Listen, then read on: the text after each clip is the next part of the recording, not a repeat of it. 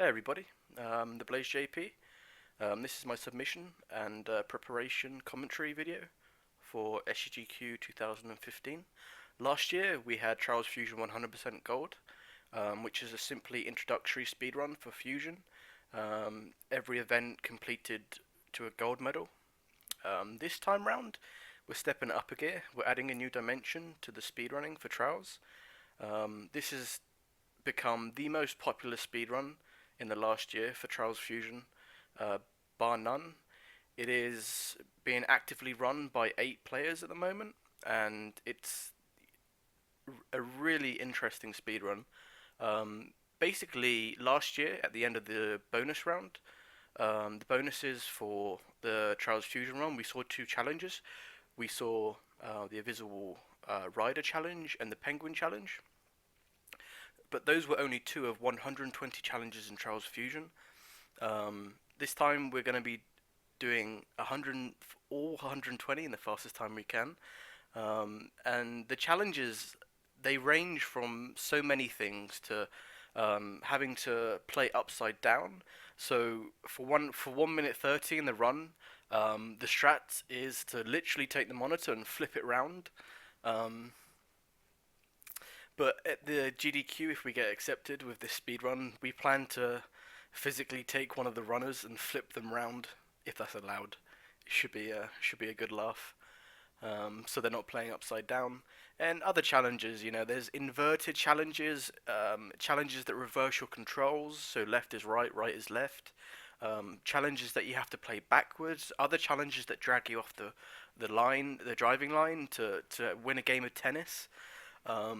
There's challenges where you have to navigate a maze, turn into a marble, and navigate around a 3D world maze.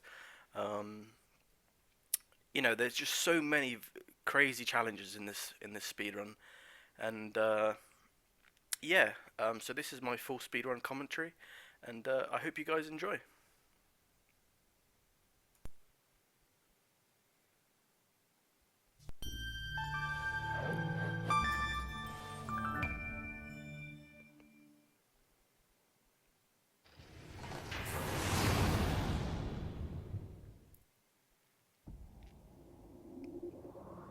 So we're submitting this as a relay.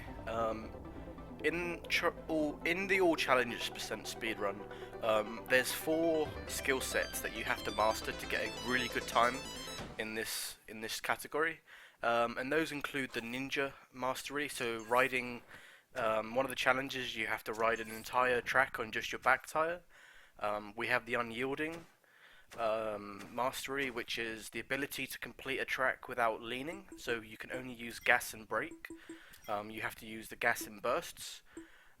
We have general speedrunning tactics, a lot of which just optimizations, going over ramps, minimizing airtime, doing wheelie flips, general speedrunning mastery, and of course FMX, which is mastering poses through the air to get you multiplied, to get your score up. So let's get into this speedrun, and as always we have to start on the training program to progress with the speedrun.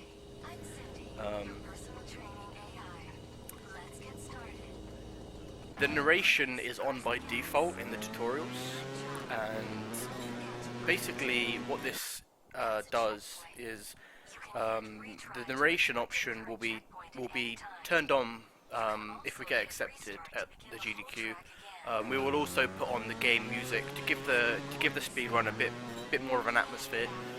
When I recorded this speedrun, I was listening to my iPod, so unfortunately we didn't have the music recorded. But I'm going to be here for at least 2.5 hours, and trying to do as much commentary as I can to give you guys a sample. And here is the first track in the challenge percent. The first challenge is Full Throttle 1, and what we're having to do here is hold down gas. You can hear that the rev is constantly on, and what this means is that you have to lean hard like that into the edge of ramps to minimize airtime. Usually you just let go of the gas and it would be a little bit more controlled, with the throttle always in, you have to lean hard into the tip of ramps. Usually we'd ride across that section there of rock, but with full throttle you have to utilize what you have. And this is a good example of the pattern that's going to be in this speedrun. We're going to be trying to do multiple challenges in one load. So right there we were collecting a couple of flowers, and this is another challenge. So that's a ninja technique there, being able to ride down 30 meters with just your front tire. One of the numerous ninja techniques needed in the speedrun, and we just clean up the rest of the track here and get those couple more flowers. We have to bunny hop off the edge there. If you do hit that rock, it covers the flower and you can't get it. Once we have them all, we just quit out, and that's 3 challenges done and the first track completed. Moving on to the second track here, we have the Afterburner challenge. The idea here is to get to the edge of this rock and flip down. As you can see, it's not 100%, but the idea is to get into that nitro almost immediately and then start controlling up. Sorry, excuse me. You only have a certain amount of nitro boost per ring, so you have to take as a direct route as you can. You see that I nearly missed that ring there, because if you want to go direct as you can do with subtle right movements on the stick, your bike will just flip around and you lose control of it. Again, here's 2 challenges in one. One's to complete 10 flips and getting the gold, and right here is a red ramp. You can see all this red section, you can't touch it with your front tire. So another ninja technique there. Usually you have to slow down, and the intended way that they designed was to go really slow in a more controlled way. But you know, in a speedrun we like to go fast, so we utilize the bunny hop skill there and do 3 in quick succession, finishing off the flips to get the second challenge, and that's the end of Observatory. Now, we don't always get challenges in every event. Sometimes we have to go into the skill games in order to unlock and progress with the speedrun. Here you can see the unyielding skill set that I was talking about briefly earlier. Our rider's in a vertical position, where you can only use gas and brake. So right here we let go of the gas because we know that that contour is kind of steep, and you'd end up face planting. Put the gas on again, and then we just bail out once we've got 200 for the quick 24-second gold. And as you can see, 9 medals there to unlock training program 1. And we get into the second training program. But yeah, submitting this as a relay, we'd have 4 people, and the general idea, which I'm really looking forward to this, because I've become addicted to the speedrun. It's very enjoyable to run, and I think it's probably, without a shadow of doubt, the most enjoyable for people to watch because of the sheer amount of things that are going on at the same time. With 4 people bringing together the best masters of each skill set in trials, we'd have a constant commentary for 2.5 hours. So I'm really looking forward to it. Definitely looking forward to it. I do hope we get accepted. So that's the end of training program 2. And make sure I split on the roach. It was a bit of a late split. Of course, these splits were this is a PB run, so I'm doing a commentary over what I got earlier this week. I loaded up my splits before my PB, so I can just give you guys an idea of the time saved in the speedrun.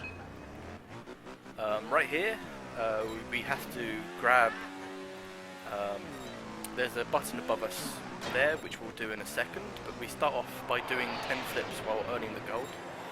Flipping just adds a bit more of a dimension, you know, to the difficulty here. Instead of just you normally riding the track, which you guys would have seen last year at SGDQ 2014, we are having to flip 10 to 15 times while still getting the gold medal, and it can be kind of risky. But mostly flipping isn't too difficult for people who have played a lot. That challenge may take a little while longer for new players. So here we bail out, trying to get onto this red button here. We grab this. It is possible to skip over this and not grab it and go directly onto the bullseye of the red button, but it's not a consistent strat, and you do have to get a little bit of RNG to get there lucky. It only saves about 4 seconds anyway. Here's the first track unyielding challenge, and as I mentioned, we can't lean, so we're trying to use the gas in bursts and make sure that, alright, so you can see that we're not in the right orientation, but by spamming brake there, it slowly brings round the orientation of the bike, and that's how we can control it. And again, we just slowly tap the brake there.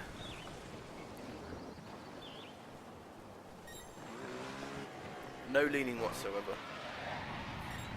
For me personally, unyielding is not my best trait,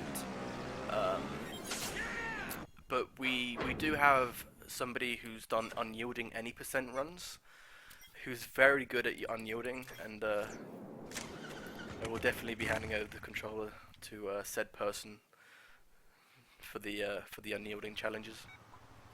So here's Shivering Owls, and here we introduce the first challenge, which shows a completely new path. We hit the pillar, we back up, and we get sent up to a track that's above the standard track. So this is an additional driving line above the normal driving line that you saw us drive on last year.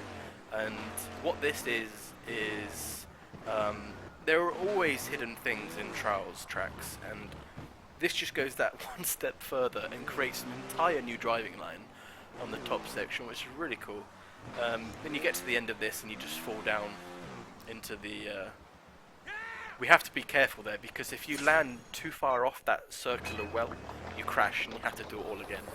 So you've got to be careful of that one.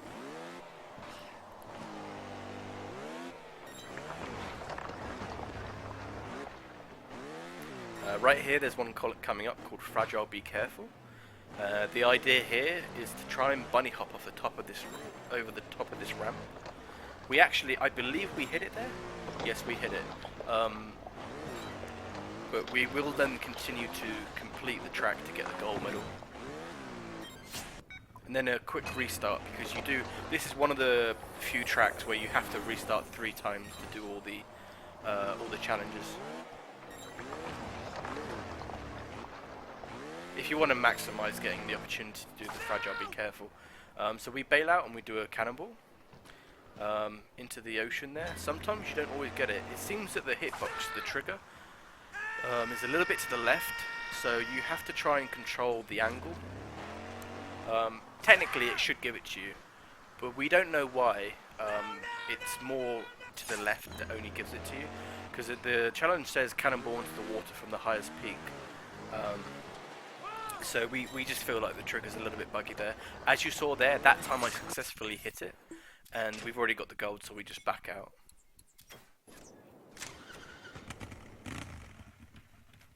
Okay, so I'll take this opportunity 10 minutes in to explain something. I will be putting annotations and video links here to the left, so you'll be able to click on these from now on, and these times will take you directly to the best highlights of this speedrun. I will be highlighting the best parts, and if you just click here right now, you'll get to the next one. Of course, you can watch the entire thing if you so choose, if you're still watching this right now. So here we are getting into the first portal. It takes us to a completely new section of the track, and as you can see, we just speedrun this as fast as we can. Got to do an endo there, which is kind of hard on this bike because it has no suspension.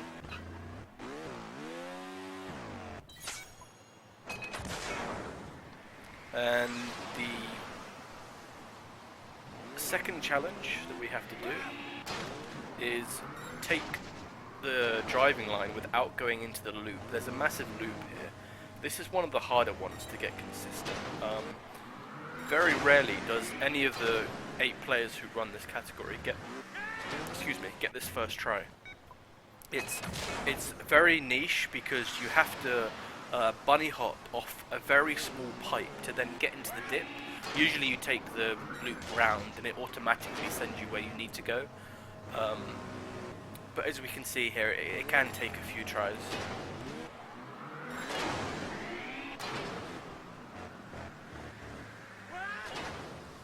I think this might be it.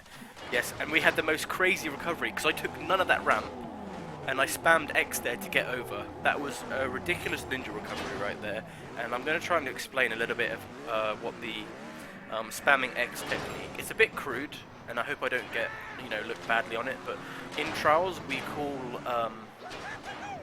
the spamming X technique to get over the edge of a platform. If you think you're going to fail, we call it fapping.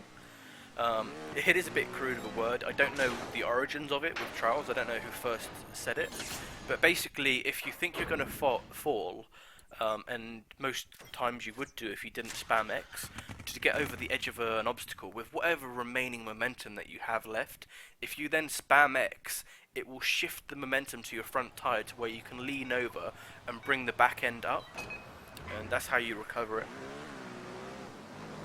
Right here we've got a little funny skill game. Big air. It's very fast to get this gold medal. It only takes about 15 seconds. So as you can see, we just very quickly get that and move on to the next event.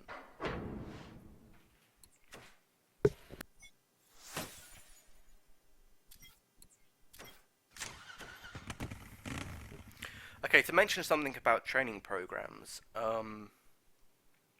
These training programs can't be skipped in the game. In previous Trials games you could really skip through it and it would take about 3 seconds. In Fusion it's a little different. This narration here is by default. We can't change that. They made it a little bit, fancier. But we can still skip the checkpoints. Usually you can see it pauses for a moment on these checkpoints, and if we press B, it skips the entire narration sequence, and we save about 5 seconds per checkpoint that we skip, so 15 to 20 seconds saved on the ones that stop you.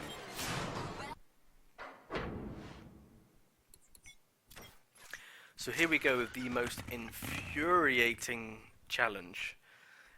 This took me, I've been running this category for 2 months now. It's been run for 6 to 7 months previous by various people, but I've been focusing mainly on the any percent, the 100%, the all platinum percents, and it's only not until recently that I've started to do this category. We got a little bit lucky there with the flip. These things happen as long as you know how to recover it. I will explain a little bit about what's happening here. We're trying to move the ball as fast as we can along the driving line. And there's loads of gaps in the level. So the idea and the key thing to do is to push it and use the acceleration to your advantage to make the ball not drop in between all these gaps. It's extremely difficult, and this challenge alone has made so many people rage in trial streams. It's a bugger. So right here, we choose to reset instead of trying to recover it. We can recover the ball if it goes behind you. You can pull an endo in your front tire and then kind of like shift yourself over the ball and then pull a wheelie, wheel back and then start pushing it forward again. There is a few recovery techniques you can do on this. So we're going to see it here. This is a great example. The ball is now behind us, but this is not the end of the run, because you can do this. Very quickly shift it, blink and you'll miss it, but you can just get it under you, and then that's how you get it back in front. Similar thing there, if the ball gets stuck under the bike, you can just try and push it forward and then pull a wheelie. So here we push it forward on the Edson. Of course, I come from England, so I love playing football / soccer and watching it. So many laughs I've had with this one. So we split there because it's without a shadow of a doubt a landmark for this speedrun. You can be on this for anywhere from a minute to 3 minutes, depending on how much, you know, RNG you get. This one here, we're completing the track with 15 flips while attempting to do the full throttle at the same time. We got very lucky there. Sometimes you need that bit of luck in trials.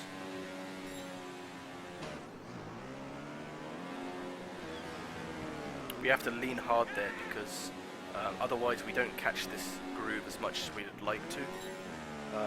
And what happens is you end up getting stuck in between one of those gaps. Marva's flipping.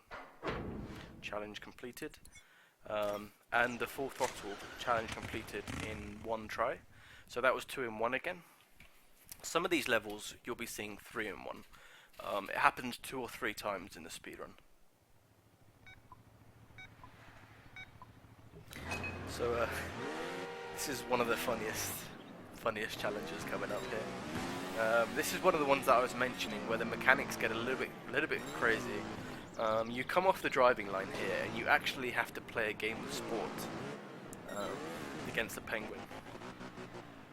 At first, it can be a little bit annoying, but you know, with a few tries, you can easily do it without losing any points. But he can tend to have a really good serve, so sometimes he serves and you can't get to it, but it doesn't happen that often. I think maybe he might have had 1 or 2 on this run right there. You see that? That was a crazy good serve. But a lot of the time he just puts it down the middle, and it's easy to put a ball to the left or the right to get the point. If you ask me, you know, the umpire is a penguin, which is kind of cheating. Again, another ridiculous serve. You can't change the racket being on the left or the right. It's always on the left.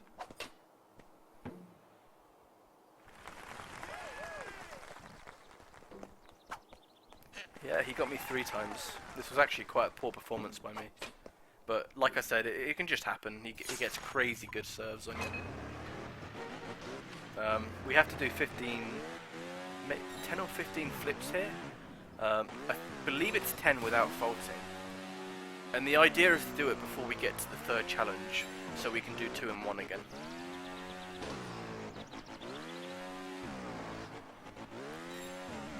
We spammed 3 flips here. Bit risky, but it pays off. And the last one, right, okay, so here it starts to trigger. An event happens where the blimp to the right of us starts coming, so it's important that we get the last flip done before the blimp comes across. And then we use the bailout mechanic, which I've explained in previous trials runs, which is just a Y. And you latch onto it and bring out the blimp challenge completed.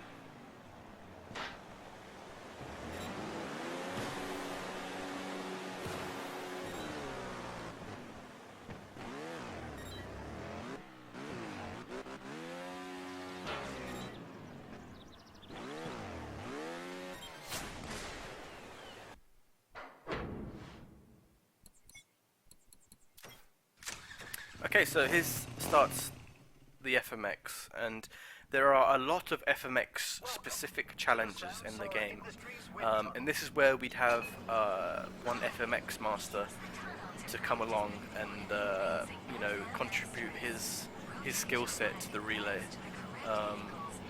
I myself am decent at FMX. I'm good enough that I need to be able to do the speed runs that I do, but in my current PB I do lose a little bit of time on some of the FMX challenges because the system can be a little bit flimsy, and you have to be very accurate with the directions that you put on the right stick. Yeah, it's something that I'll definitely be passing over the controller.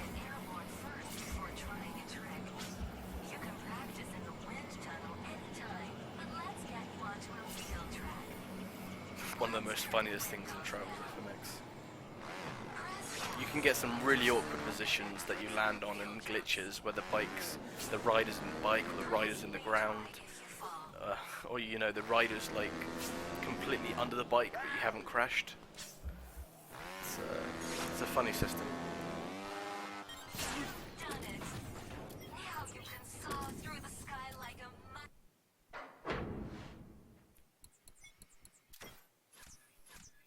So, in this challenge, this is the first one where we do all 3 in 1.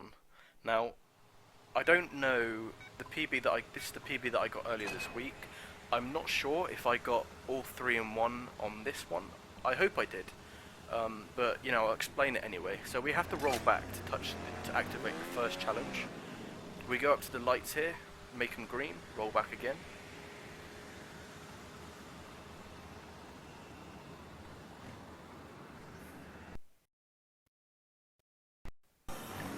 Okay, so yeah, and we unlocked all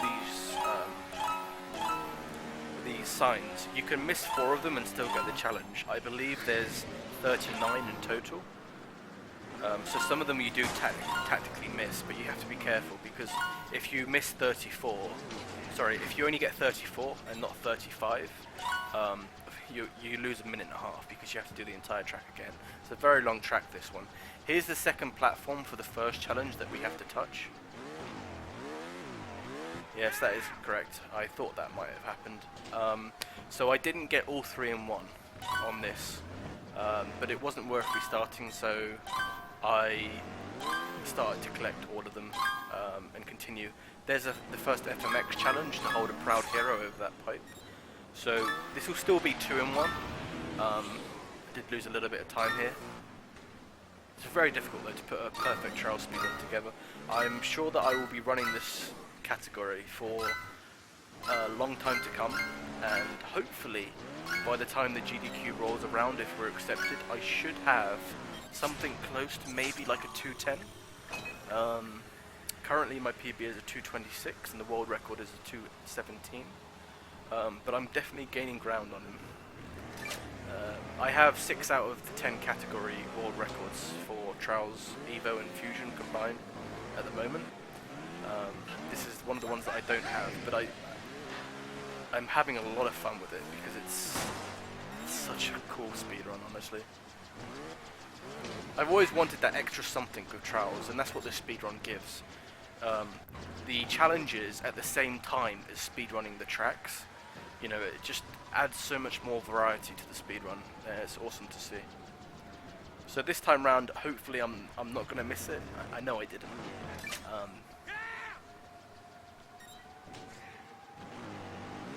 Of course, we don't have to finish the track here because we've already finished it and got the medal. We don't always get the gold medals because sometimes you can't with the length of the challenges. We've optimized the route and the navigation to make it to where sometimes we get the silver, sometimes we get the bronze. Okay, so we just hit that. And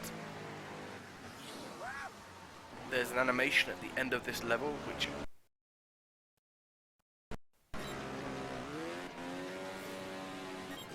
yeah, there's an animation right here that triggers the challenge.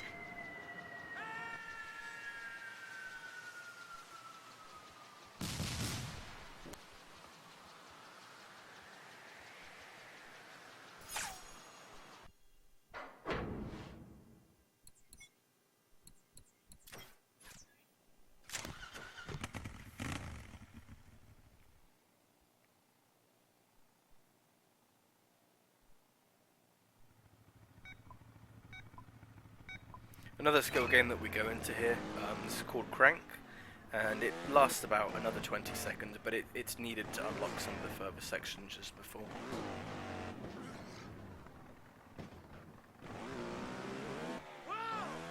The bar on the left will go down the slower you go, but you know, as speedrunners, we never let it go down that far. As you can see, it went down below halfway there.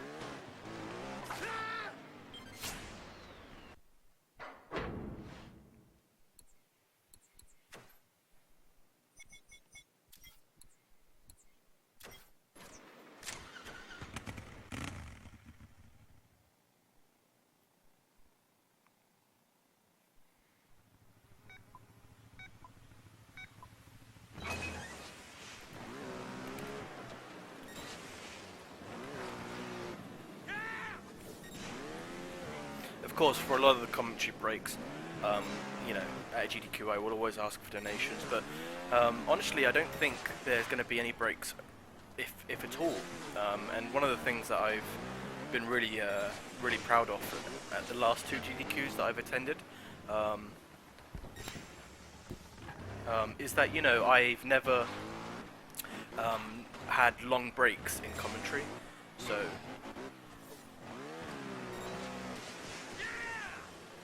I like to keep the commentary as consistent and as fluent as possible.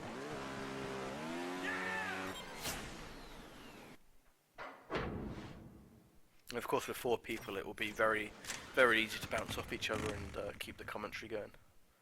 So don't be afraid that this speedrun is twice as long as previous Trials runs at GDQ. There's going to be 4 of us commentating and playing simultaneously, and I think this category is, without a shadow of a doubt, going to show people just how many dimensions there is to Trials speedrunning. It's not just the same stuff over and over. There is much more involved in some of these speedruns than can first be seen. So this is the unyielding again,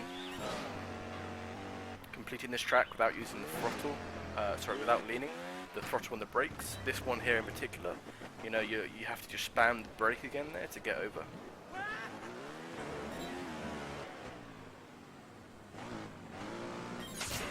It requires such a precise utilization of the throttle. You need to like burst it at the right moments when you do unyielding. This is one of the coolest parts of the speedrun.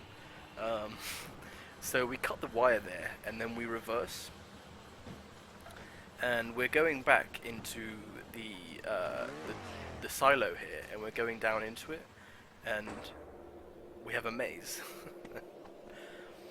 Which is pretty awesome. When I first started to do this maze, I got lost a lot. I believe it took me 14 minutes to do this the first time round, if my memory serves me right. Here we're going to do it in about 40 seconds. I made a very slight error at the beginning there, but the rest of this is pretty solid.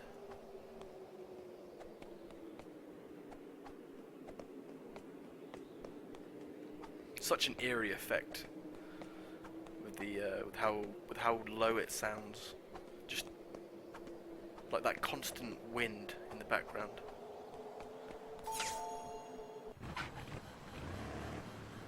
Here we go. That was Secret Agent. Second FMX challenge here to hold a Superman, and then we quit out on this.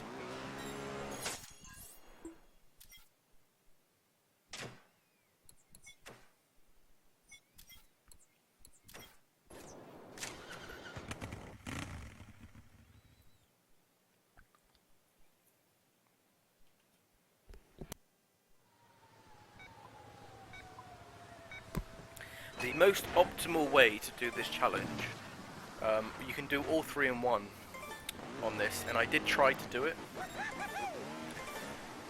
But I don't think I pulled it off. You have to do 5 flips to Superman, the Proud Hero, 2 FMX tricks, not touch any of those red arrows. My back tire just caught them there.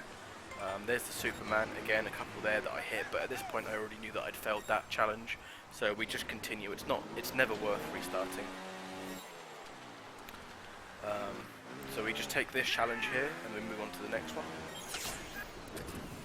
The next event unlocks. Just have to press A a few times. So here we are doing the next couple of challenges. You have to like make sure that you don't touch any of the red, not with your front tire, not with your back tire, and it's important to take the contours as best you can. When I say the contour, what I mean by that Trials lingo, is to take the down part of a ramp with both tires touching it as best you can, instead of like going nose first into it or back tire first. It's always important to try and land on 2 tires. I think this challenge did lose me a few vital seconds.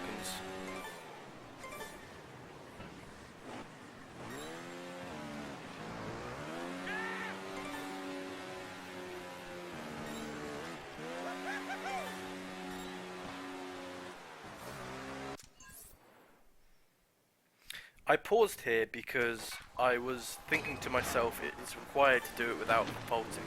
And in the back of my mind, I'm not sure what happened. I think I looked at my Twitch chat, you know, which does happen from time to time as a speedrunner. Trials demands concentration all the time. As a speedrunner of Trials on Twitch, I get 4 seconds on each load to properly look at the chat. And no, I was getting boned by this challenge for sure. So we haven't touched a single red here, and I lost so much time that I decided to try and do both in one. So I came here slow, and you can't touch this pipe at all with your back tyre. Unfortunately, I didn't hit it. For some reason, my tyre decided to spaz out, and I touched it at the very beginning, which was unfortunate. I was hoping that I didn't, but it's fine. We just moved on, and we don't actually have to finish this track this time. I have done this in, I want to say like 40 seconds for all 3 challenges, but I've only ever pulled it off once. By the time the GDQ rolls around, I'm more than positive I will have it much more consistent than this. This is probably the highlight of the run where I lose the most time,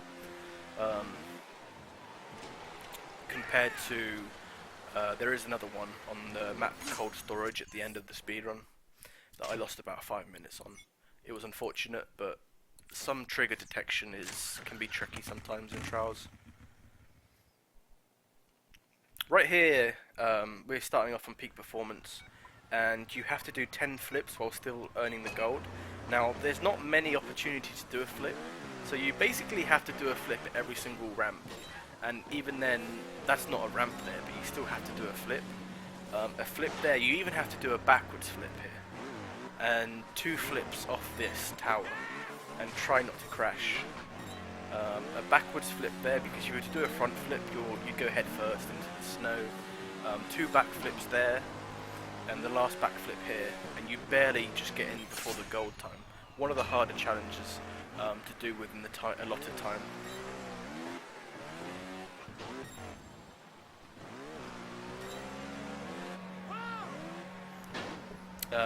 At the end of this, we have 2 explosives to blow up, and we use the bailout mechanic to hit them. And again, another FMX trick to do off the top of the tower and land it. Purgatory Tower. And the last box is just coming up here, and we need the ending animation sequence.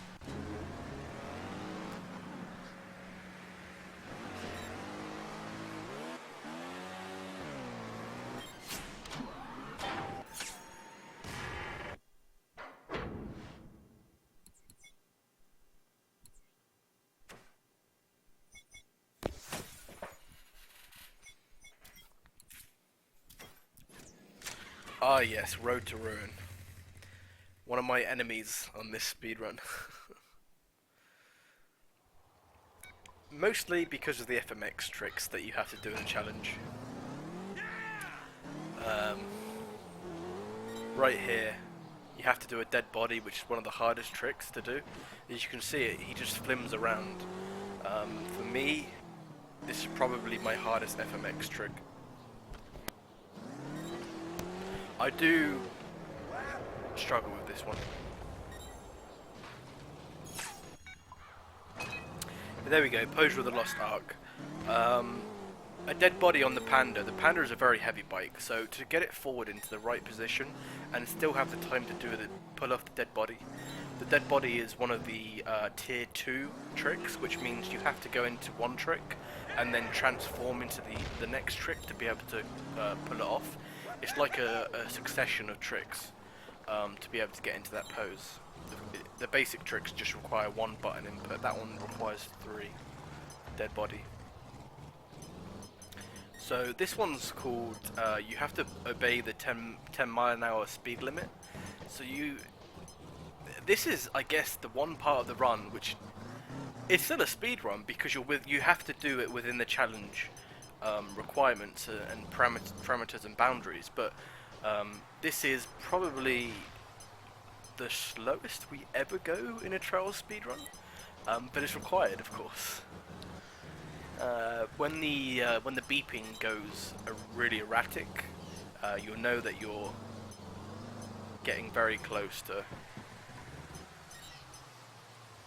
failing the challenge. So you just got to go really slow until the finish line. Ancient Squirrels Crossing. And of course, as a football fan, this is another challenge that I love. Soccer fan. I do forget that the GDQ guys watching this video will of course mostly be American. Soccer balls. Football. So you've got to be careful dragging this trailer behind you. You have to keep at least one of these footballs in the cart.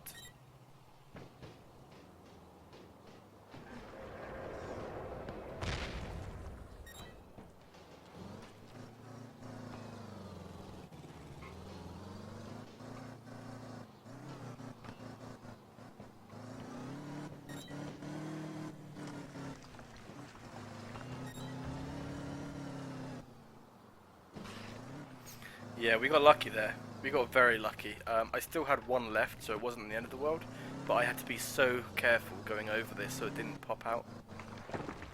And again here, I was just so afraid that it was going to, because they can go over your head. Somehow it hit off the edge and came back. So it was quite lucky there.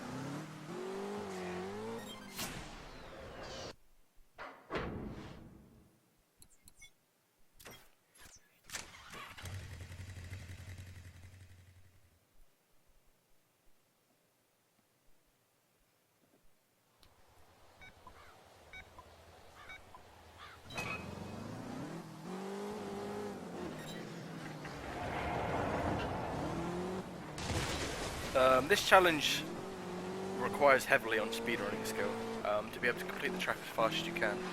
You have to do 5 flips in under 65 seconds, which is the platinum time for the track.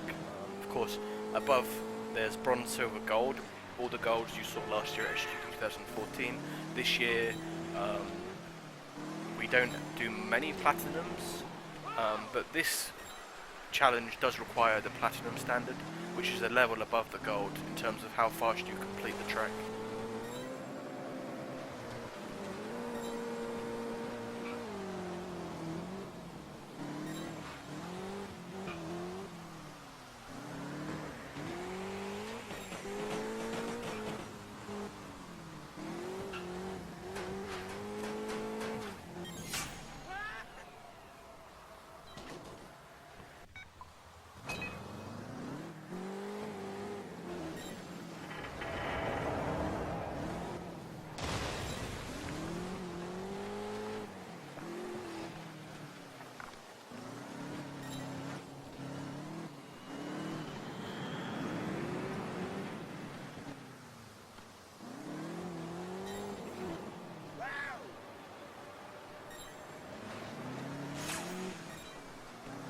So again, another FMX pose there, going over a gap.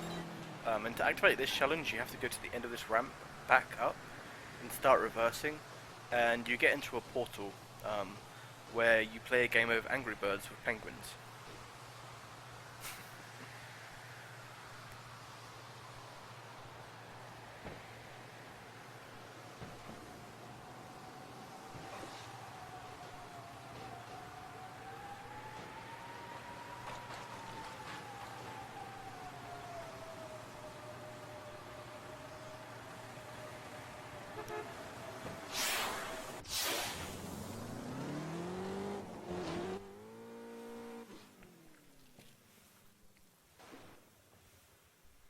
Timber! That was Penguin Wash. Okay, so I mentioned at the beginning of the video how sometimes you have to play the track backwards, inverted or reversed. This is the backwards one.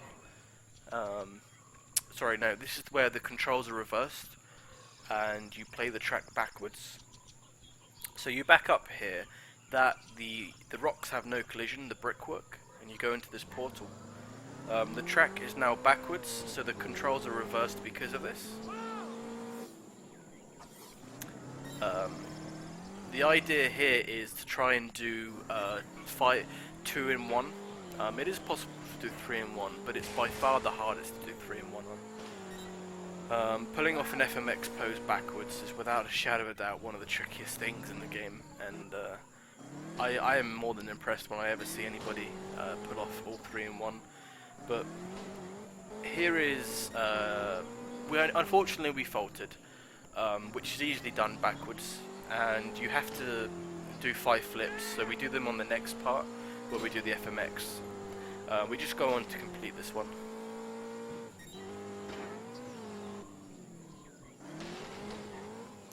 Interestingly enough, when the track turns backwards, it goes from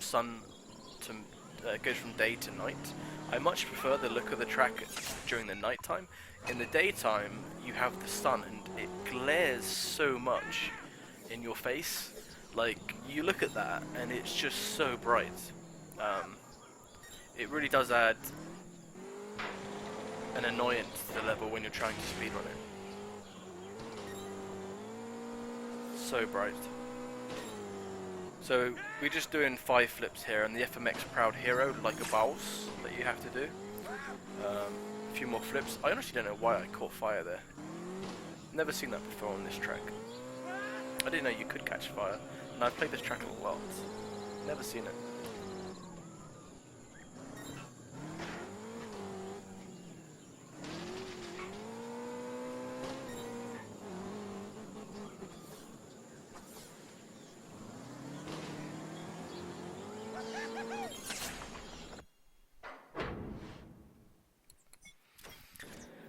Okay, so the next split is coming up, and this is one of the most unique challenges in the speedrun. This is where Mensa skill comes in. Well, in the end it's more about muscle memory, but I can definitely say when I first did this challenge, it took me close to 20 minutes. Maybe I timed out on it. I want to say that I didn't time out on it, but I might have hit the 30-minute time limit. Because I tried to do it without anybody telling me how to do it when I first did this many months ago. We're talking like 10 months back. But so you get a challenge, you get this, and you have to get the blue block through the bottom opening. I actually made a crucial mistake here, which made me have to backtrack. Usually you have to get the red brick there on the side as far left as you can, and unfortunately I orientated 2 of the green blocks incorrectly, which made me have to backtrack. So we did lose about 30 seconds, 45 seconds here.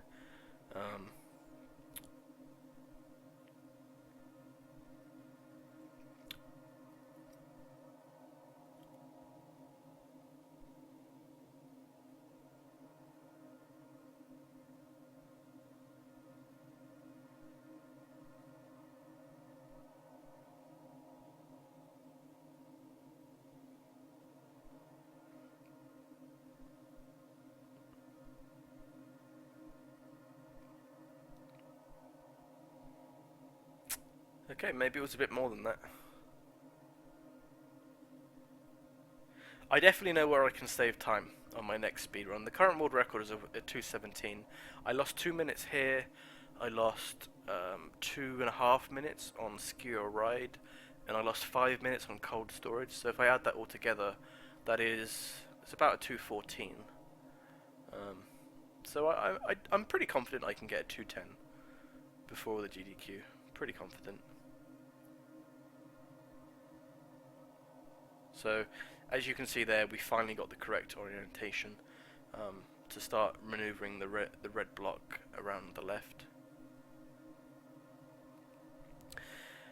The correct way to do it was to just simply put the red rectangle to the left there and drag all those green blocks around, and then you could start to move it down and shift the ones at the top to the right.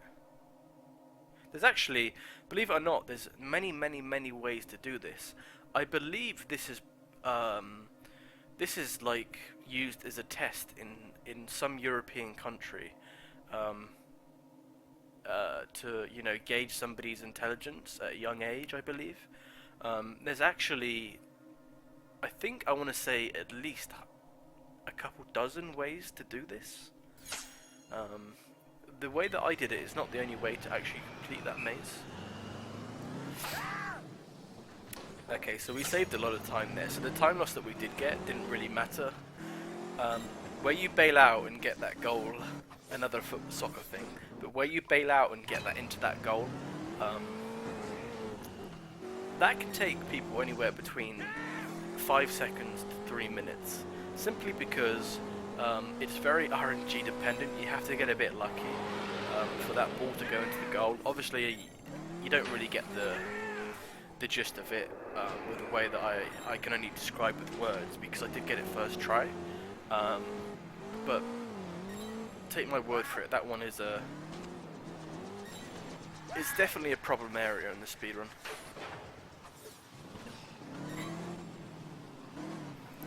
5 flips while getting the gold there for the last challenge on this track.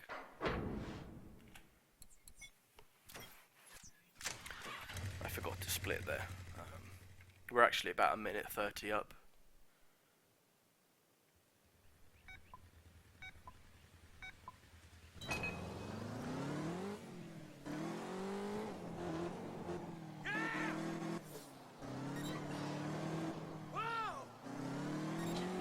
So we're still grinding through the Panda tracks and the Panda challenges here.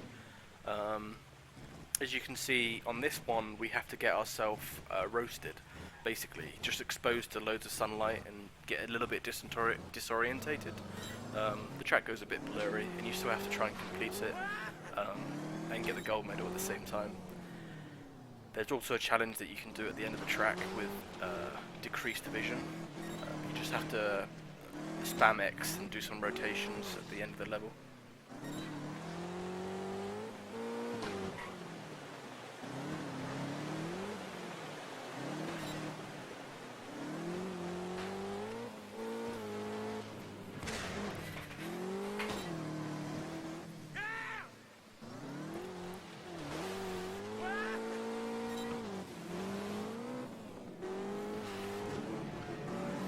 So there's the first one. You have to do 2 flips once you reach the base. Not easy to do on a heavy bike and still get the gold medal. But there we go, 2 in 1. 2 in 1 with the gold. Coming up here, we have the last challenge in this level, and what this is we're using a rollback to get into a portal, and you guys will see what's happening coming up. In Trials Evolution, it was seen at SGDQ just gone.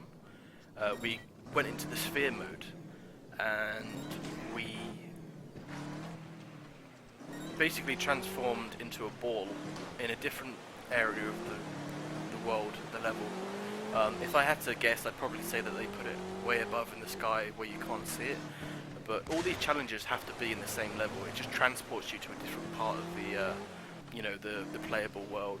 So here we just roll back, or it could be on the other side of the mountain, somewhere it transports you to.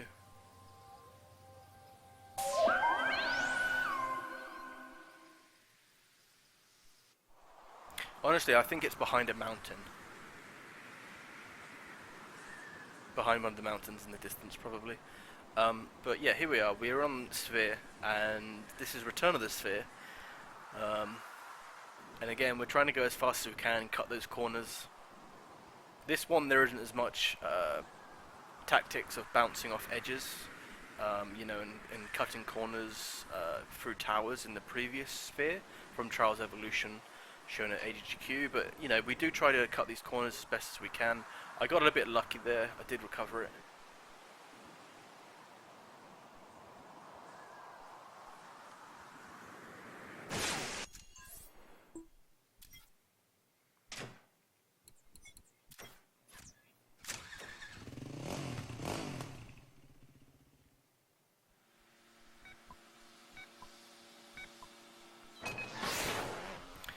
So another FMX round.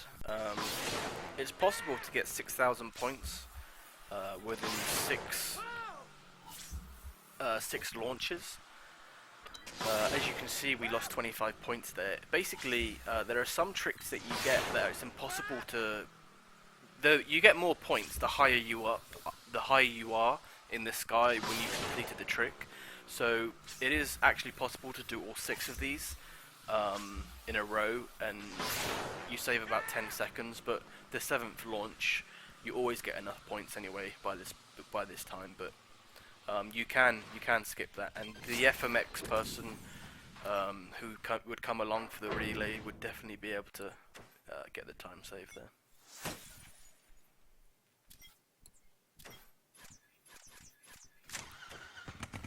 So here is the only challenge in the base game where you get set on fire, and it's called Pyromaniac. Now, what we have to do is get caught on fire with that candle and still complete the track. Now, there's actually loads of bodies of water here, you know, that have water in, and you get caught, you get put off. There's actually, I think by memory, there's 5 places where the fire can be distinguished. So we have to take this carefully. And remember, if we go too slow, we blow up. So there's a swimming pool there and a few bodies of water previous. There's the last one here with a few pipes. So we have to take the higher route and bunny hop over, keeping our speed to make sure that we don't blow up. And that's Pyromaniac. This is the last unyielding challenge in the speedrun. And it's more of a hard to medium driving line here, so this one's a little bit more trickier than the previous ones. Again, we can't lean, we have to use the gas and brake to our full potential, best of our ability, by just, you know, using bursts at key moments on the driving line. Here we broke and then accelerated to get over that lip, otherwise we just fall on our face. And that's unyielding 3. And the last one here is just to do a cannonball off the diving board. I think that's what it's called anyway. I've never watched swimming. Briefly watched it at the Olympics before. I think it's called a diving board. Yeah. Bounce. I don't know about you, but I give that one a 9.5.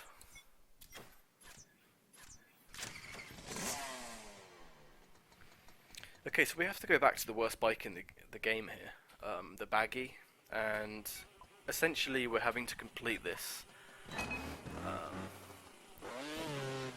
while still getting 10 flips and the gold. So the challenge is to complete the track with the baggy, but we want to do 2 and 1 with the worst bike in the game. So we're going to be flipping a lot, and still trying to get the optimal time. You have to get under 47.5, and this is always close. I have had a couple of 48s in the past.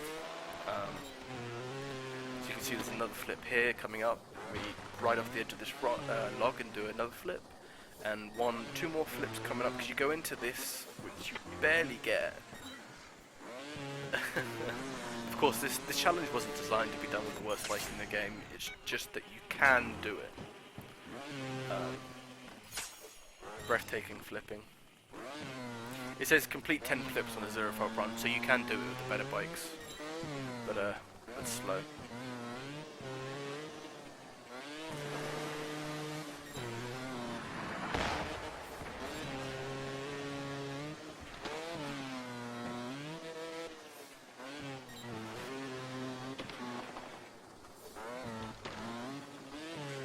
It would take too long to load up the level again to ride it on the Pit Viper, so we just we reload it. We lose about 6 seconds, but we'd lose even more. We'd lose about 15 if we reloaded it back up. We just got to introduce the electricity to the water, and that's waterproofing test completed. A lot of these challenges are hidden parts in the levels that you initially find within like the first week or 2 of playing. Myself personally, I never really found much of them. I saw most of them done when the first all challenges percent speedrun was done. About 7 months ago now. The world record at the time was over 4 hours, and it's now 2 hours and 10 minutes. So you can see just how crazy it's become and optimized. Here is I'd say the third hardest challenge in the game. At least the third hardest track for challenges in the game. You have to do 5 underdogs while doing 10 flips. Now the underdogs count as flips because it's an FMX trick. However, the problem that there is you can very easily misjudge the air that you need to do one of the tricks, one of the flips on. Because we are using the Roach, we haven't yet unlocked the Pit Viper, which is the better bike. We're doing this to save time, but it does add that little bit more additional difficulty because we're using the bike that wasn't really intended for this level. And you will see me fault here, I believe, because I didn't get the lift that I needed. I still completed the track, but unfortunately it wasn't enough because you do have to zero from both of the challenges. But I'm positive I got it second time, and the interesting thing about this is this can be a run killer. This level really can be a run killer. I've lost a lot of runs to it. We got a little bit lucky there with a recovery technique on the back tyre wheelie, dragging it back down to recover.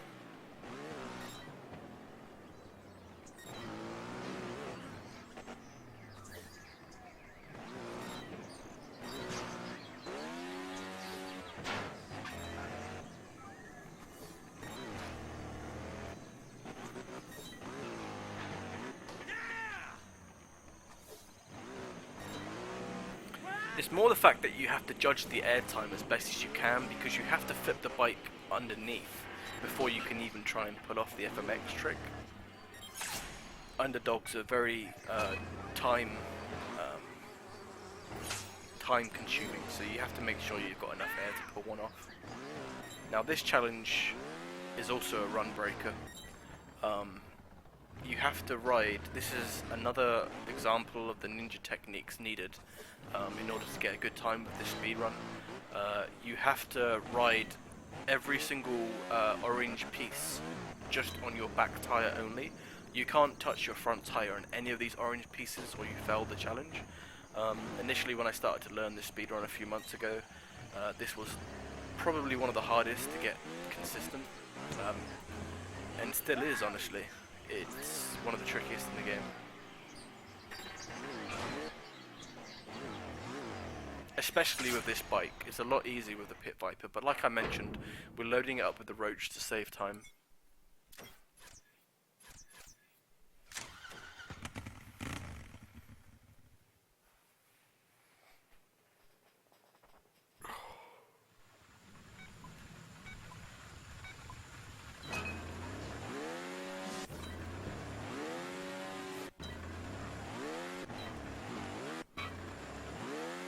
So you have to make sure that you get the right air off that jump, and that's why I restarted a few times there, just to make sure that I was getting the right downwards path. If you take it too far, you won't make the next jump. And it goes with a lot of these. When you're doing full throttle, this is the second full throttle in the game. Third, rather, sorry, my correction. You have to make sure that you're judging these jumps and bunny hopping at the precise moments. Right here, I have to push forward and then bunny hop off the edge of that. One of the hardest full throttle techniques to do, because you can get your back tyre caught before under the edge of that rock and induce a fault, which can be devastating. 40-second time loss is quite a lot in a 2 hour 30 speedrun.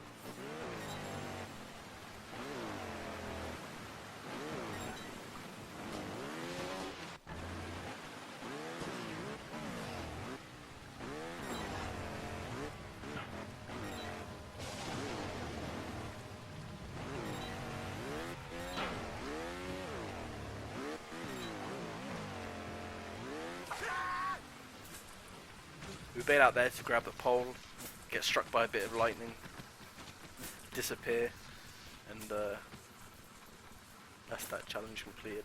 We do have to load the track back up on the back because this is one of the 3 tracks remaining that we have to complete the track with the worst bike in the game on.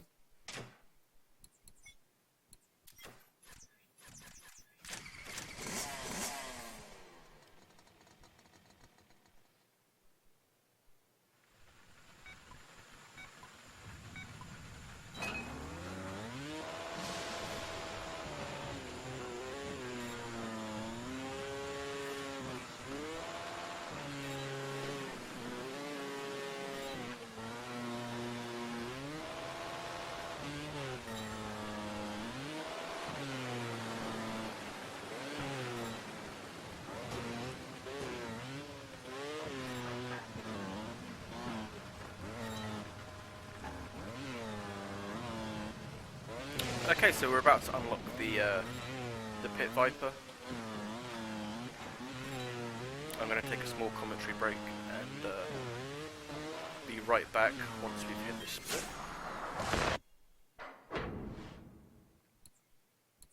The last skill game that we have to go into before unlocking the Viper is Triathlon. It's a bit like an Olympic themed skill game.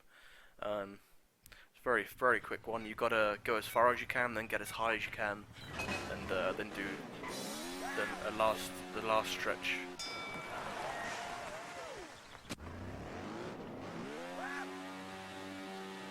The platinum is 70,000, and the gold is below 60,000. Sorry, above 60,000.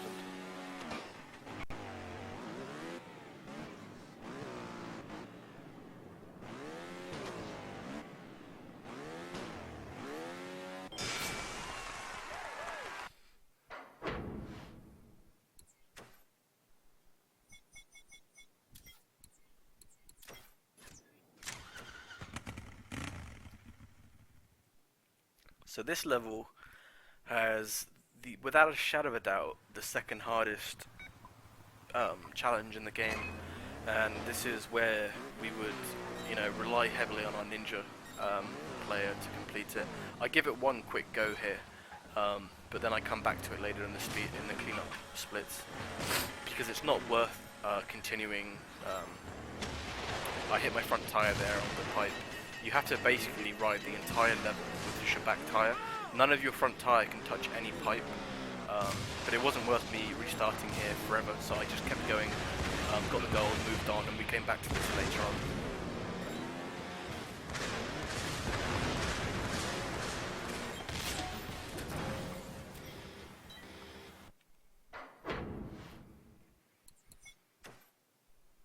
So there we go, 75 medals to unlock this section.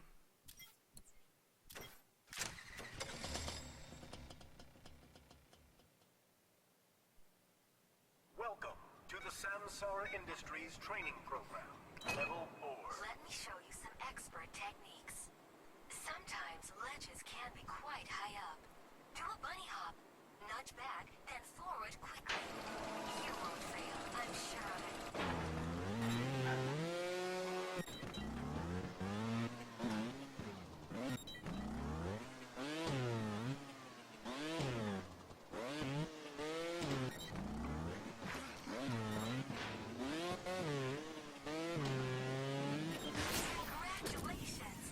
So even though we had quite a bit of time loss on Ski or Ride and a couple of other events on Base Invader with the puzzle, we were saving time here.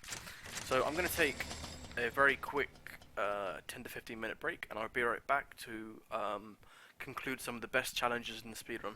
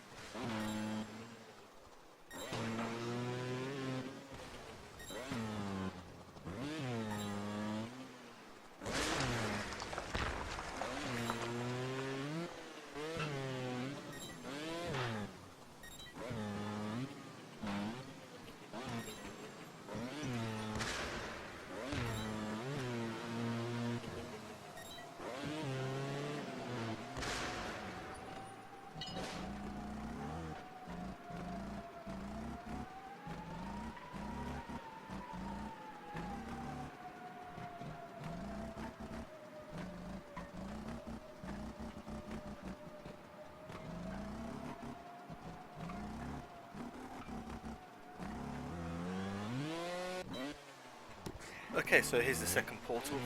I'm back, and here's the second portal. Um,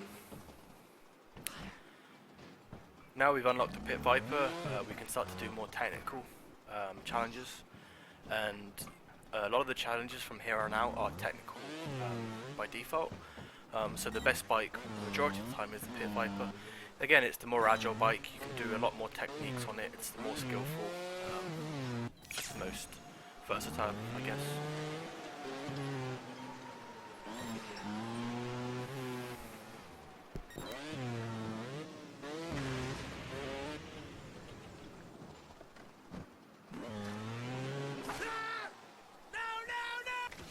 We have to bail out here into the end of the level and try and bullseye into the bounce off the ground and like bounce under the ramp into the hole in the ground.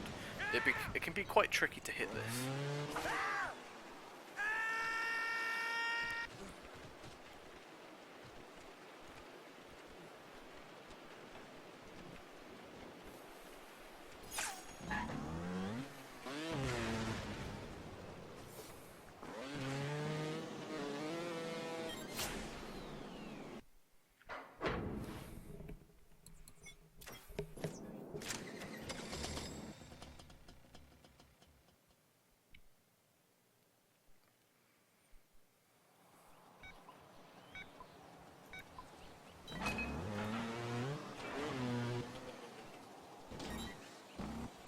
Okay, so Eco Park begins with a challenge where you have to stay on this red button for 10 seconds. This completely changes the track into an extreme. By default, it's a hard difficulty, but this changes it into an extreme. We try and speedrun this to still get the gold. You can still barely just get the gold, but you have to do a faultless run. And the third challenge in this level is to get 5 backflips in. So here I'm trying to do too many things in one, to be honest, but I try and do all 5 backflips at the same time as riding the extreme challenge, and I shouldn't have really done that. It's a strat that I'm gonna stop doing because it makes it to where you have to get another medal at the end, because you can gold medal this. It just takes a very good run to do it, or I should say very fast. I caught that ramp going up a bit poorly, lost grip and wasn't able to get over the edge there. Quickly recovered it though.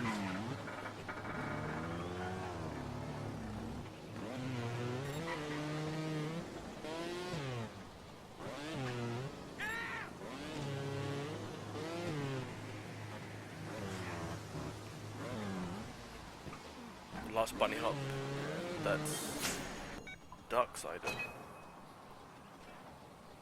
Now, we mentioned earlier about how the difficulty spikes. You may have saw in the first few minutes of the speedrun, we had to go through about 6 rings. This one is a completely different experience. You have to not only go through about 15 rings, but it's not a direct path. You have to do so many more movements in this speed run through these rings than in any previous afterburner that we've seen before. And you know, there's so many lefts and rights per second on the inputs for the controller. That one took me a long time to master.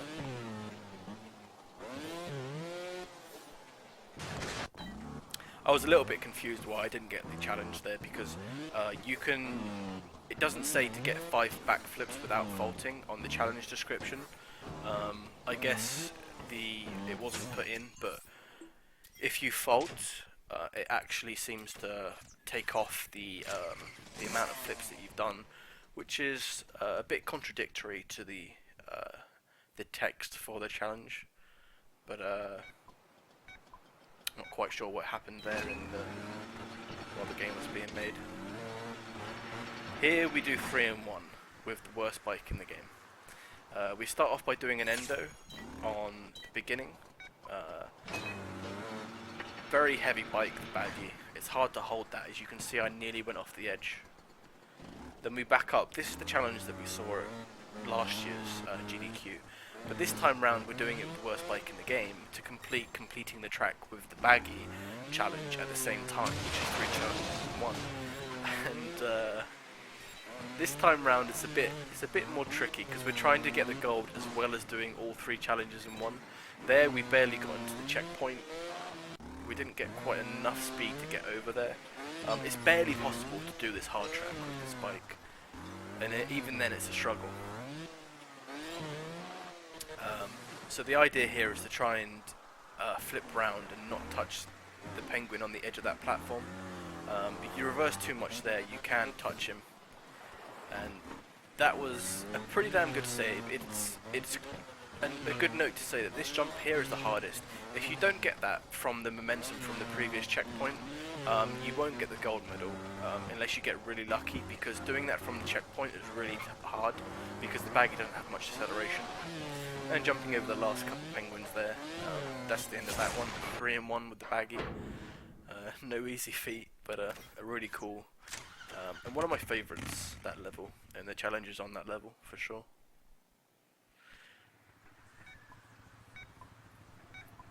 Here is the most time that I lost, and again there's another annotation here to skip to the next best highlight, which I think is going to be including some upside down monitor strats. So click this and enjoy the upside down. But in this speedrun, if you're still watching, this is where I lost 5 minutes in my PB that I did early this week, and if I had more time, I definitely would have put together a more perfect run. It's hard to get a perfect run over 2.5 hours, but this challenge really did kill me, and it's safe to say that I, for the longest time, thought that you had to grab the electricity at the end here. As it turns out, you can actually grab the very top, so I was aiming for the wrong area, but I was also at the same time getting very unlucky with the grabs. You have no control over the way that the rider grabs any object while you're bailing out and then holding Y to grab. You have to have his arms fling out, or he won't grab onto anything if it's just his shoulders, and that's what was happening here quite a lot, and it's unfortunate, but we do have to go through about 3.5 minutes of me failing miserably here. Something that I will definitely be spending a lot of time on improving, because this is one of the only things, one of the very few things that's holding me back from getting a world record time on this category. I need to get that 7th trials world record before the GDQ.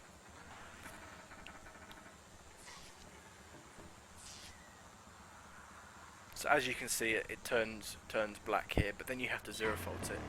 And we're using the Roach, which isn't a technical bike, so there was some time loss here for sure. I encourage you to click this button and skip to the next highlight. I will be back in 3 minutes. Oh, and the rest of the challenges on this are to swing and introduce the metal to the metal, and then complete this track, 0 fault it with the Roach. Again, this track is not designed for the Roach, but this time, I believe it's this time, maybe not. I was getting bad luck. The rider decided to fall off. But be back in 3 minutes, guys. Click this button.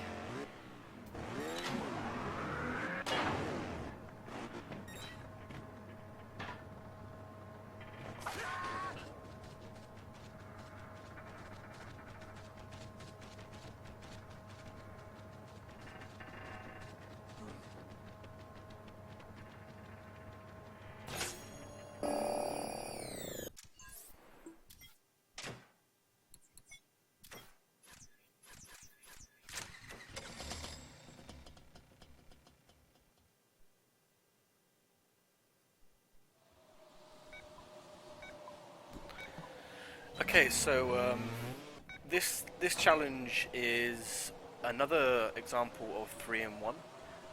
We back up here to initiate interaction with the penguin. He then goes in front of us and we have to catch him.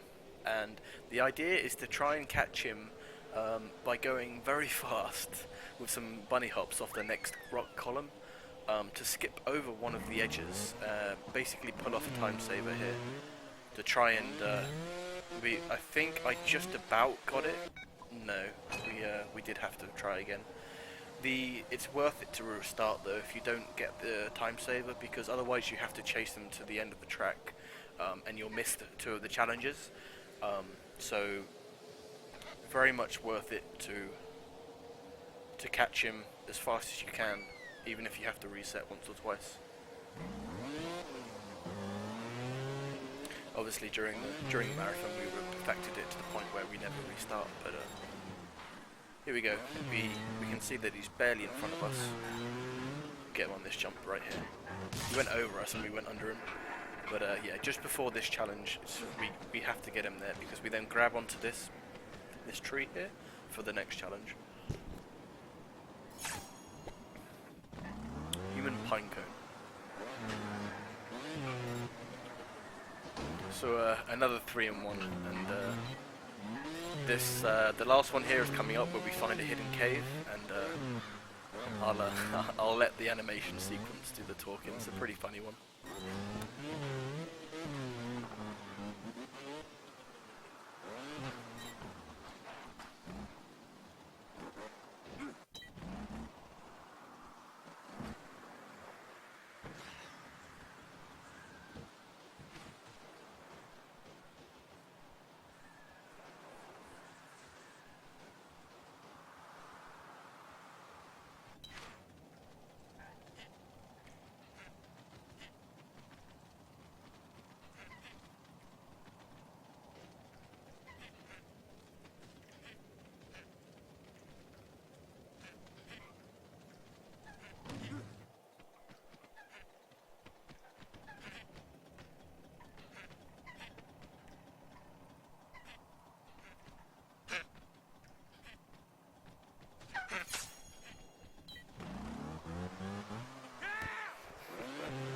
And there we have little wandering bundles of joy and grabbing that silver medal.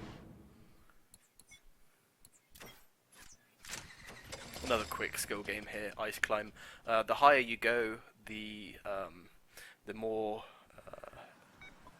aggressive this level comes in terms of difficulty. It starts off relatively easy, like a medium here, and then we very quickly transfer into a hard, and it gets more to an extreme difficulty.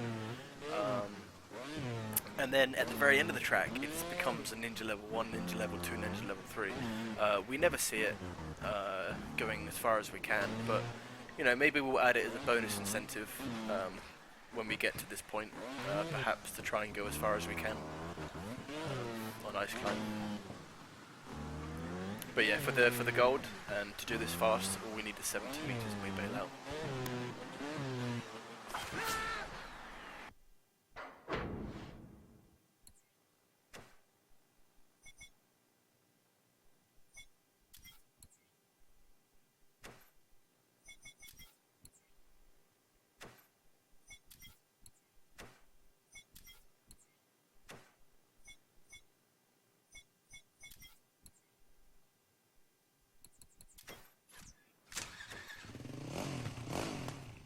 Sometimes you need some extra medals, so I was frantically looking for some extra medals to unlock the next section for. Sometimes you don't get all the medals that you require, so you have to go back onto a previous section that you would never really enter. But here we have the FMX that was seen in more detail last year, and again it's just doing poses and tricks, getting your multiplier up to try and get the gold medal at the end of the level. Always classic with the Trials dude and the noises he makes.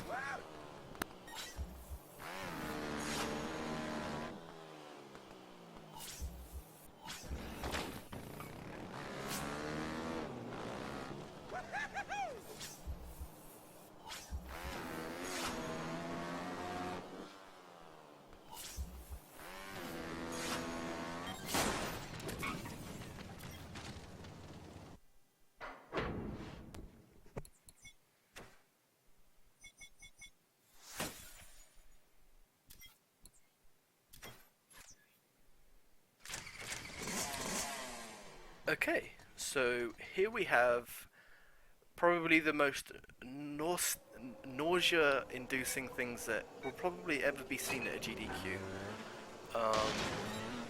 If you have eaten prior to watching this, um, or if you don't want to see this, I do suggest to click this button and move on now.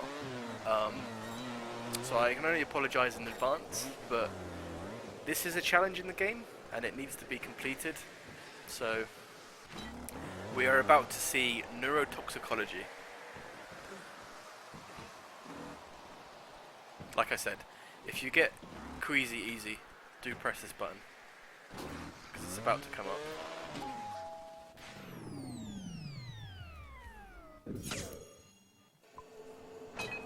So we get radiation sickness and then this happens.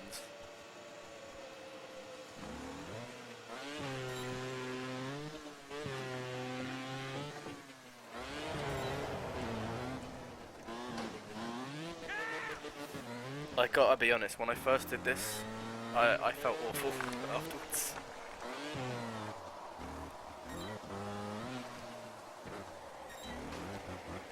I'll let you guys enjoy the end of this.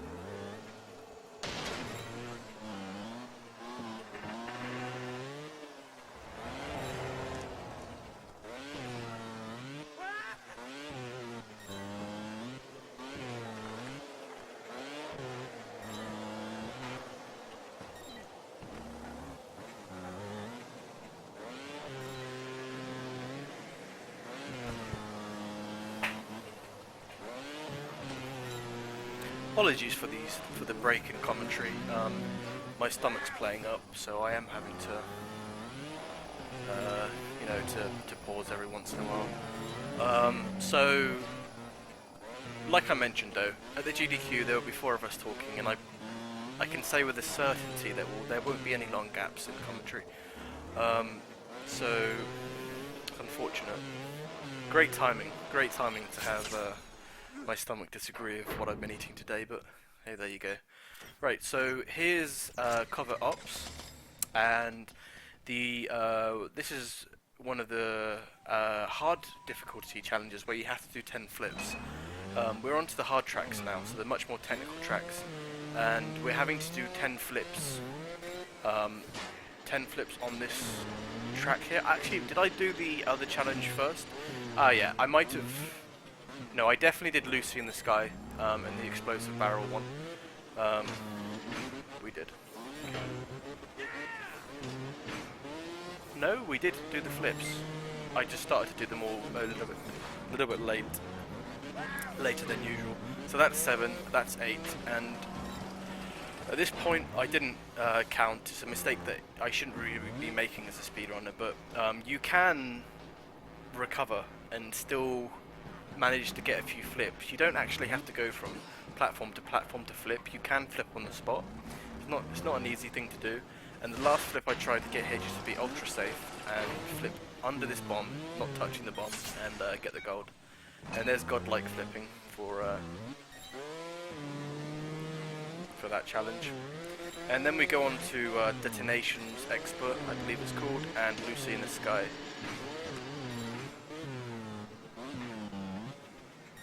So here we have to rely on the bike coming down and hitting that second bomb. Okay, no, we chose to do Lucy first. There's the fender hook, didn't quite pull off. piston could be quite nasty. There we go. So we got the flip down. We hit that. We got a little bit of a boost in the air, and then reversing back here. Press brake on that. It will hit you up. A little bit of gas hits you up even further, and then you have to try and not lose grip on these, which unfortunately I did lose grip.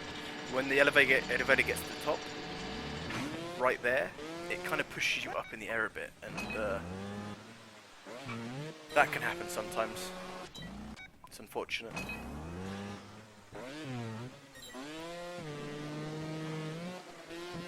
Even if you're completely still, at the top of the elevator it will push you up, so it's important to be leaning back, and I was leaning forward, which is why I fell off the edge, even with an attempted recovery. So demolitions expert. We have to bail out there and rely on the bike touching the one below. It barely touched it. Oh, it's called Action Hero. Okay. Detonated three explosives in one bailout. So here's the second attempt that we have with Lucy in the Sky. I'm not sure why they called it Lucy in the Sky, but we have a lot of jokes about this challenge during my speedruns.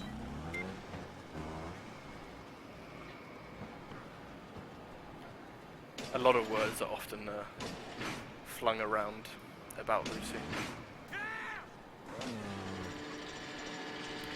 Okay, so this time round I did get it. I had to recover a little bit there. It's never easy to settle a bike on a moving object from a standstill. From a motionary to a standstill. That's why it's the hard. And I should mention, every track has an easy, medium, and hard challenge. The Lucy challenge there was the hard one, and the easy one was the flipping. For right here, we have a couple of bailouts that are the easy ones, and the hard one is to stop the train before it leaves.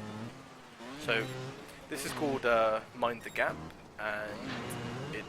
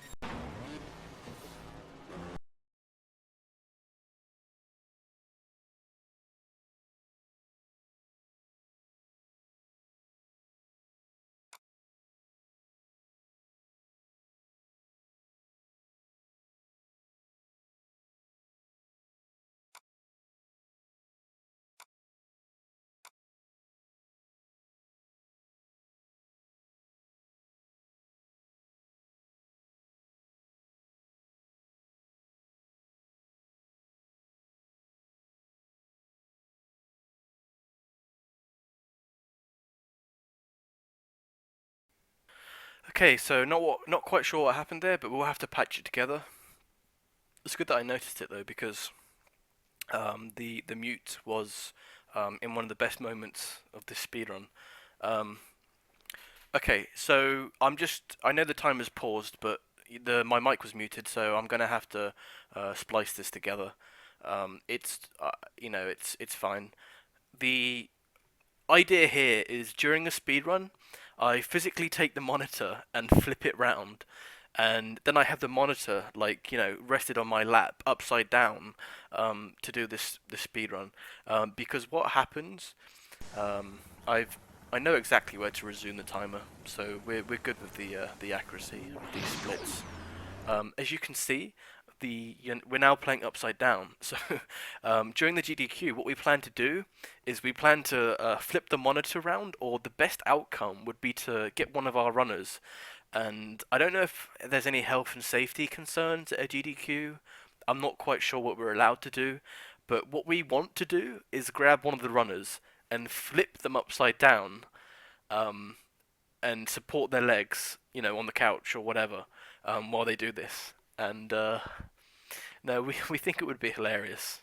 This is one of the best speedrun tactics that Trials has ever had, and it's upside down, and we're trying to do 3 challenges in one with the worst bike in the game on a hard track, upside down while hitting all 5 blue signs.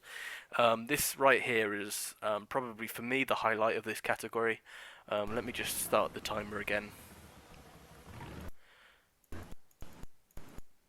Right, I paused it. I timed it to the touch of that.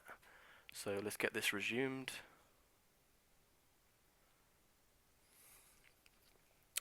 These are not official PB splits.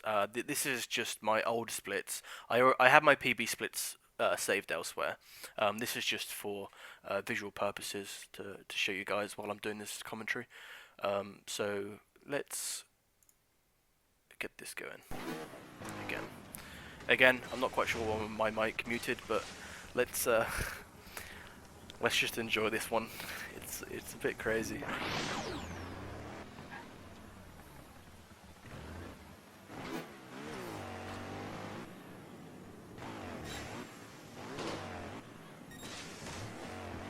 I don't know if we'd call it cheating. I don't think any kind of tactic is cheating. I've seen many speedrunners do things that, aren't... I mean, we're not manipulating the game or anything, we're just manipulating the way that we see this. So turning ourselves upside down, I think, is a legitimate speedrun strat. Maybe flipping the monitor around, might be considered cheating. But by flipping ourselves round, surely that's something that we can do.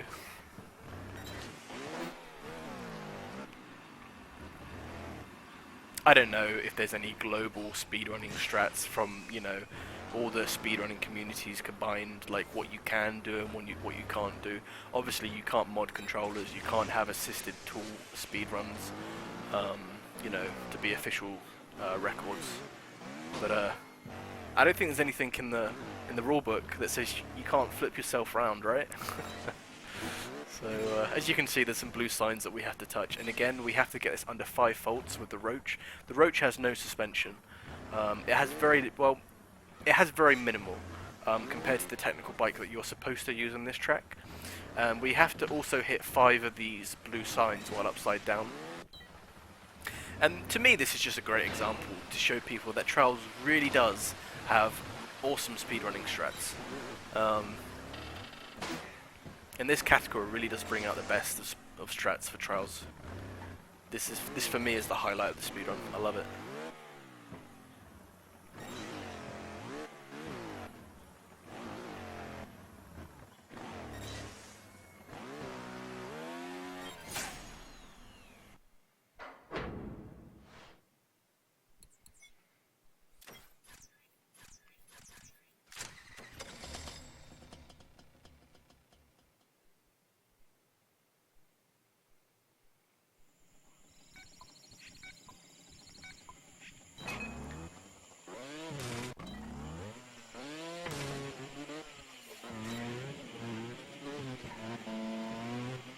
So we have to do 2 flips there before the second checkpoint. and if we use good enough throttle control, we can recover and keep going back up. This one right here is similar to Mr. Vertigo from HGDQ 2015, where we saw, you know, swinging on some platforms. But this one's a lot harder because the distance that you have to make yourself go is very far, and if you're not careful, the rider's arm will like snap off. So he will grab, but the sheer force and the velocity that he's going down will make him ungrab it. I've had so many runs die to this section. So many runs. No, no, no! This jump here is a crazy, crazy distance. And this is the one jump that kills runs. The way to do it is to try and get your body onto it as much as you can. I actually got a bit lucky there. But this challenge requires a lot of luck. And then, you know, you just swing back and forth a few times and hope that you get in the treehouse. It's a bit of a crazy one.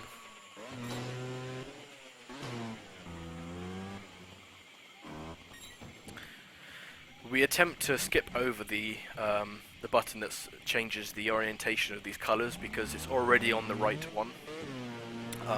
So we try and bunny hop over. I barely touched it there and it moved around, so we had to reverse and get it into the right orientation. Not quite sure what happened there. That ramp is hanging, so sometimes it can send you off in a you know, a bit of a strange angle. It's crucial on this challenge to make sure that you have the right color combo. Otherwise, it takes so long to restart it, and you will lose a lot of time on this.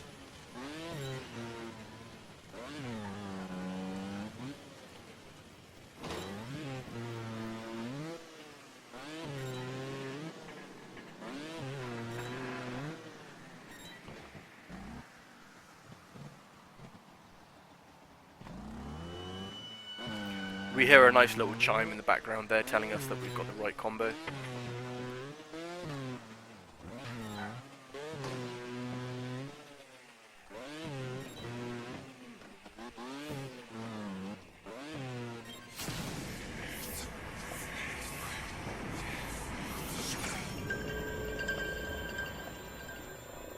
Archaeology.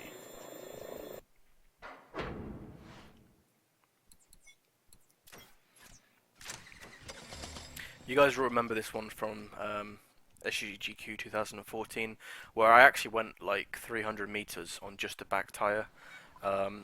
Fortunately, we had enough medals here just to bail out and unlock the greater crater. Of course, this is the challenge speedrun, so we're not doing exactly the same stuff that we were doing last year.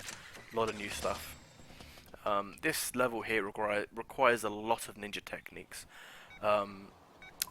Extreme / ninja techniques. We start off the Greater Crater, which is the last track before the extreme sections, in the extreme finale, as always in the good trail speedrun. Gets harder as you go on. But yeah, here we go into an extreme track from the hard track.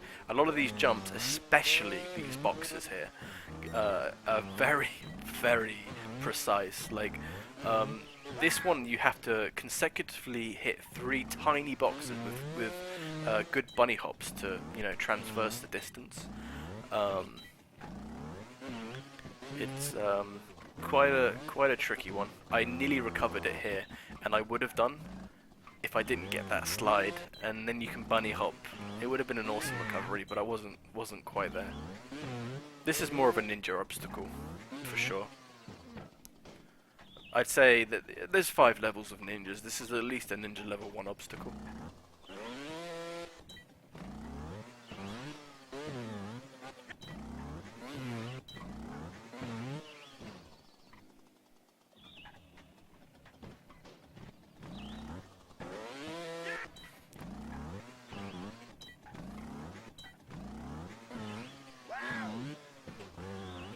Here we go, we finally got it.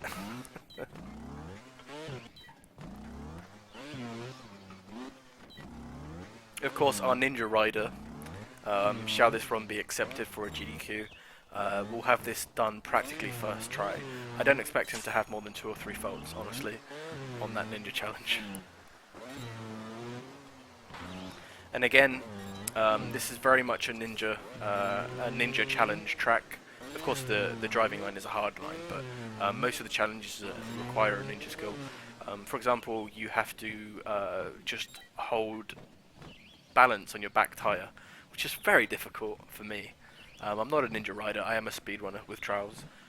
So this skill is something that takes a long time to master. Very much a ninja skill.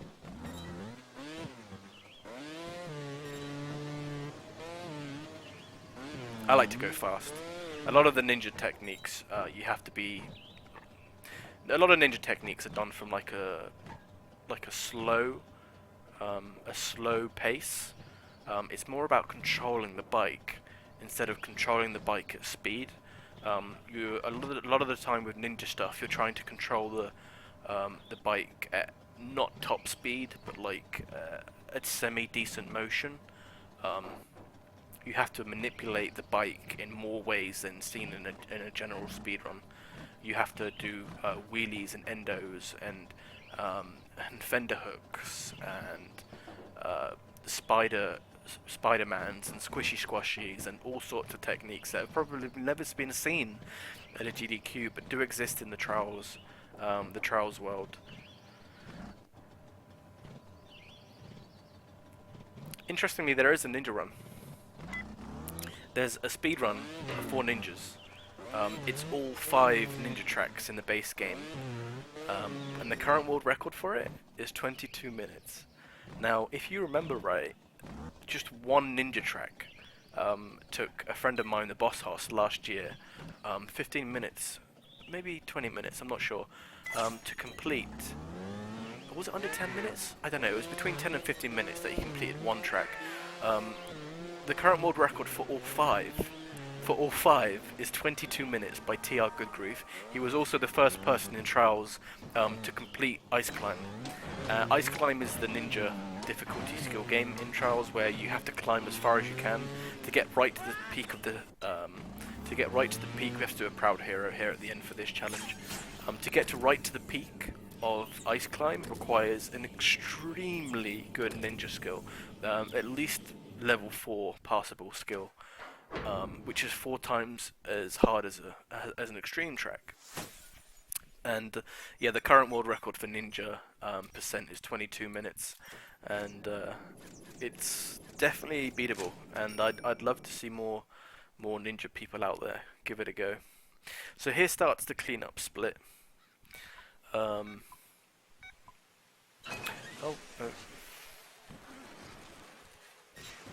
Okay, we don't split at the end of the cleanup.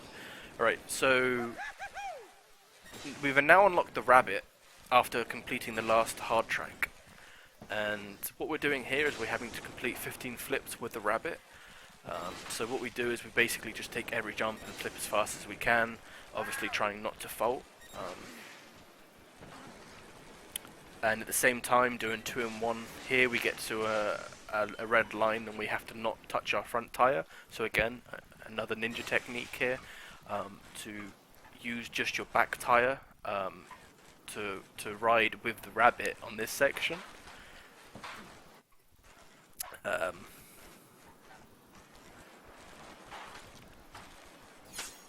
And there we go, one wheel wonder. And then we just finish off the flips. We do have to reload this track again though, because we have to do one of the challenges with the Panda, which is the four-wheel quad bike.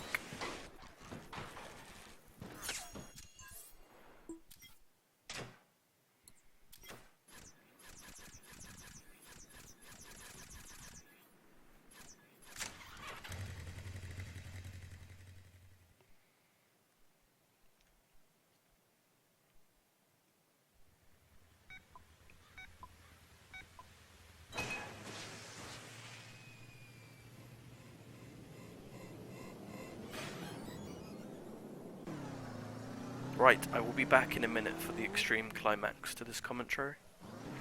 Extreme difficulty track climax. A good trials run always ends with the extremes. It's historically the best parts of marathon runs right at the end of trials, with all the extremes like the hardest, with the top roach and invisible rider, invisible bike, and I will be back momentarily to commentate. Here the track gets turned sideways, so it's a little bit more difficult than usual.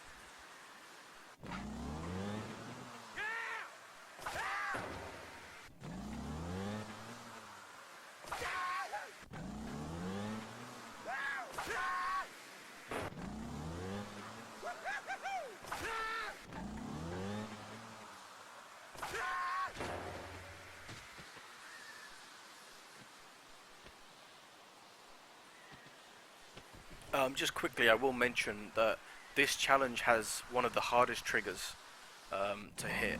You have to hit this and rest for the flag with your face, and it's, as you can see, it's very fiddly. The last challenge here is just to ride the bomb into the explosives. Also, a good thing to note is the third challenge on this level is to ride and not touch a single platform. One of the yellow platforms. You have to like not touch them at all. This track is unlocked very early in the speedrun, but unfortunately you can't complete it with the roach. This challenge we're doing right now, as you can see, we're bunny hopping over the yellow platforms, trying not to touch them. I'm not sure if I got this first try, but for sure, I wish this was possible with the worst bike. But it's one that we have to go back to in the cleanup, just because there's one jump at the end which is practically impossible with the roach.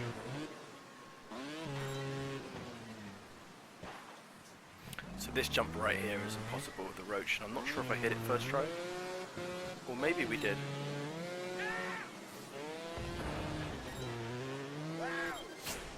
Okay, yeah, I'm not sure which one I touched. It might have been the first one. Sometimes when one of the objects is yellow and buried in the snow, if you touch the snow, sometimes it counts because of the, because of the triggers.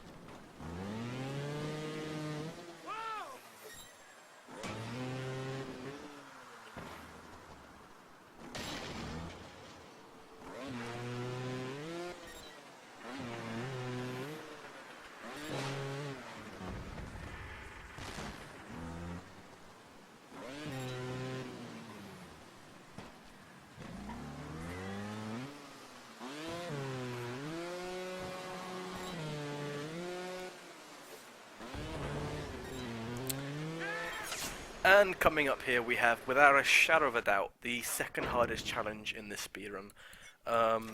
It is called Pipe Phobia, and as I mentioned before, there's a challenge in this game where you have to ride basically the entire track with your back tyre. You cannot touch, there's a few parts where you can put the front tyre down, but most of the track is pipe work, and you can't ride any of the pipe with your front tyre. There's long stretches of pipe where you have to ride the entire thing on your back tire, and this is very much a ninja tactic, a ninja challenge, a ninja strategy, one that I definitely struggle with, and part of the reason why I am yet to get the world record. Honestly, I don't know if I can get the hold the world record in the long run, because of just how many ninja techniques there are optimized in the speedrun. So as you can see, I'm trying with the technical bike here to ride the entire pipe work with just my my back tire. It's not going well because this bike is very bouncy. So in a minute I do elect to change my bike to the more the heavier bike, which most people would think, okay, second hardest challenge in the game, why are you using one of the worst bikes? And it's because the Roach is used for most of the unyieldings, which is a similar thing in terms of it's easier to control and it's less bouncy. Even though this bike is the Pit Viper that we're using now, is the more technical bike, sometimes it can bounce you around a bit much, and I do think the Roach is the better pick for this. Very much a ninja challenge, and even with the Roach, you know, it's still very much ninja. So I decided to make a tactical switch here, and I believe I got this within the first or second try.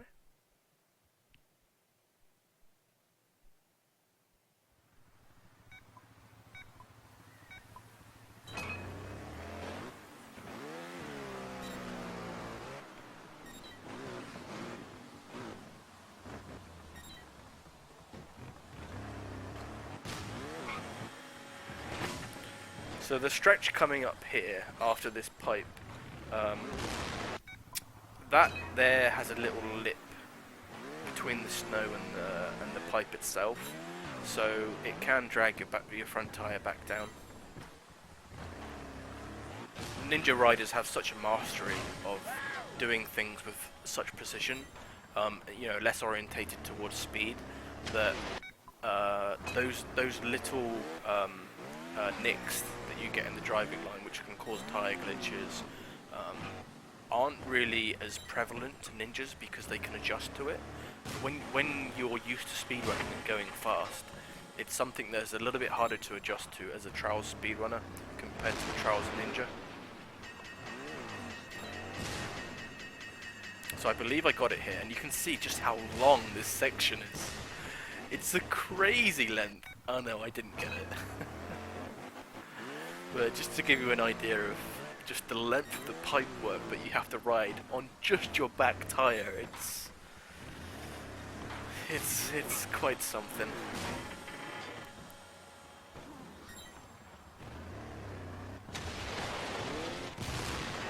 And I tell you what, personally, even with bringing a ninja rider along, if the dude does this first try, I'm going to donate a good sum of money myself to Prevent Cancer. Prevent Cancer is, to me, it has so much meaning because I have had relatives that have died from cancer, so I always look forward to the SGDQs on that basis. And if he does that first try, you know, and of course, if we are accepted to the GDQ, I will donate a considerable amount because it will be some impressive feat if that's done first try. Without a shadow of a doubt, I will be impressed.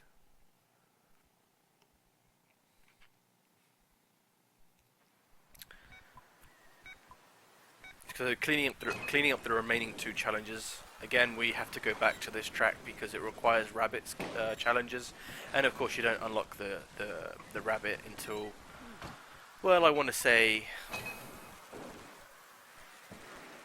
at least an hour and 40 into the run is potentially the fastest you could unlock the rabbit, but it's always going to be something that you come back to.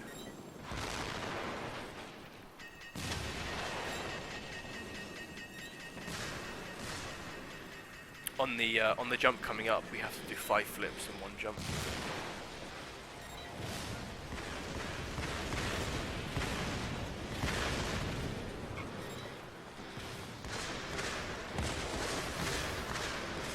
I got very lucky here, if I remember right, because there was a bit of debris on the driving line, and somehow that counted as a flip, and I took it. Um, you can get quite lucky, but you can also get very unlucky with some challenges and trials, and luck was with me there for sure. And here's the last challenge in the cleanup.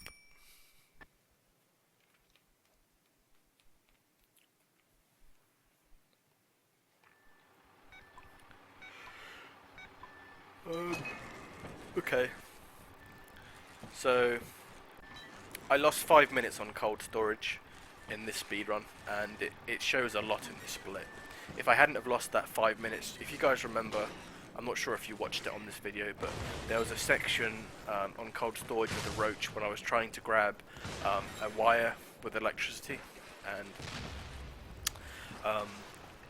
it cost me at least 4 minutes there because I was getting, in my own words, boned by that challenge. It's one that I have to practice a lot to get the world record myself. I would elect one of the other runners during the relay to do that challenge, because you do have to have a very good knowledge of bailout mechanics, and I don't know what it is, but if I have one challenge that gives me bad luck, it's definitely that one. From what I remember, we were still green, we were still minus, even after that 4 minute time loss in cold storage going into the extreme sections.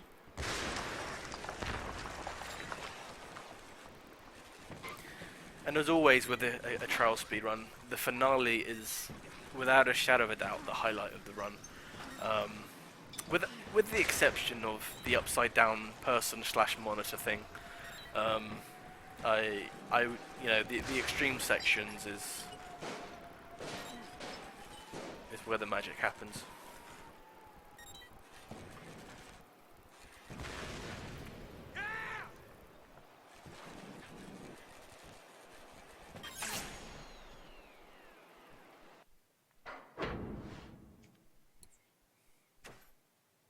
My summer best segments is under world record.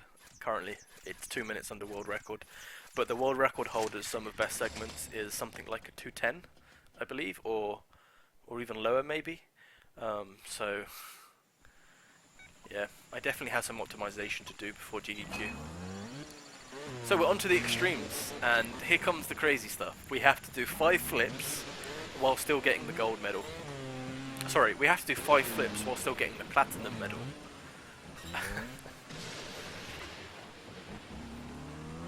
So even harder than last year's extreme exhibition in the 100% gold. We have to do 5 flips and not fall on the extreme track.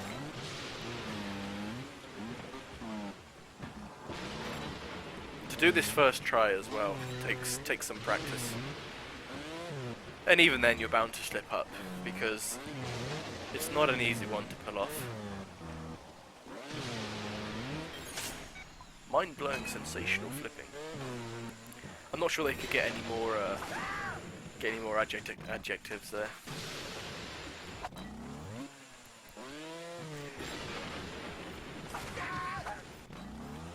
Just thinking if there's anything else that I want to mention.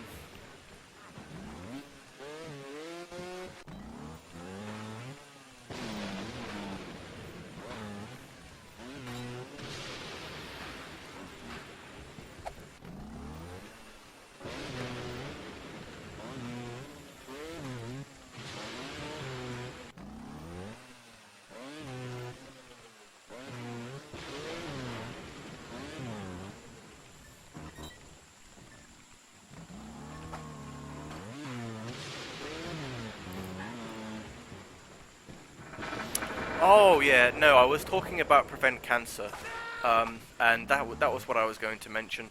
Of course, it's Médecins Sans Frontières, which is SGDQ. Of course, I was at AGDQ just gone, and that's why I was getting a little bit confused, because it doesn't feel like that long ago. It was only a few months back that we had the prevent cancer AGDQ. But yeah, I mean, both have so much meaning to me. Like,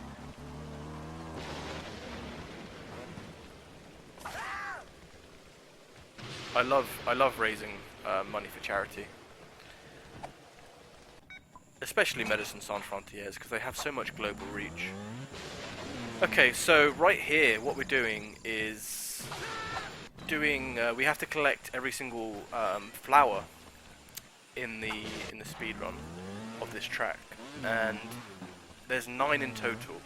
Unfortunately, we did miss one at the very beginning of the level there. I'm not quite sure how that happened, but again, it relies a lot on muscle memory to remember exactly where all 9 of these flowers are while still speedrunning the track. You know, you have to rely a lot on your muscle memory.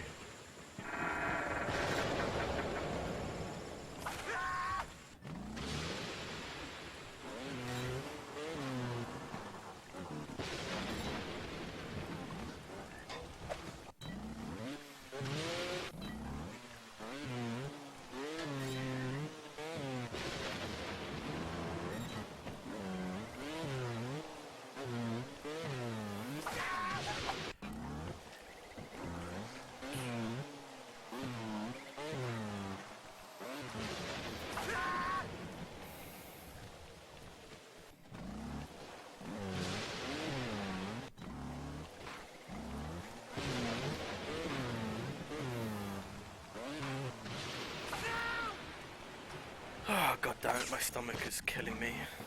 Why today, of all days, my recording submission video? Day of all days, and my stomach is killing me. I am sorry, guys, for leaving a few times during this video.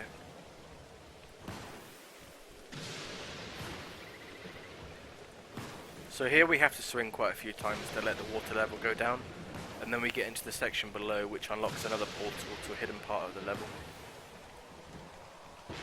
As you notice there, the water stopped, which unlocks the section down below.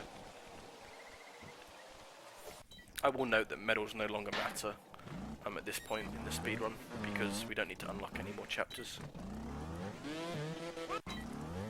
Again, more of a Ninja Level 1 / hard extreme track. There's the fender hook. That was some save. So much memories of last year's SGDQ when I saved on Frostbite using the fender hook.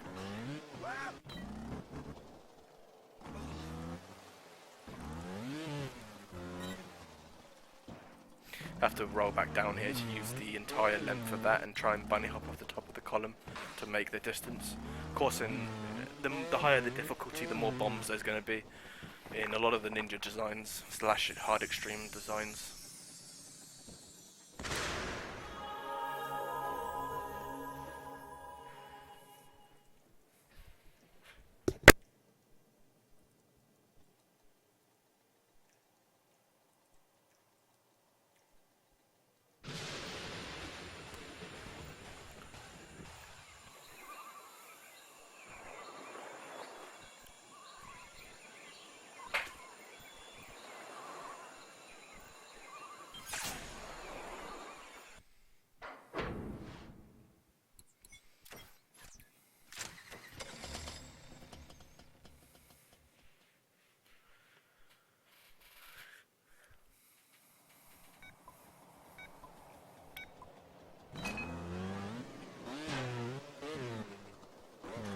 So here we have to do,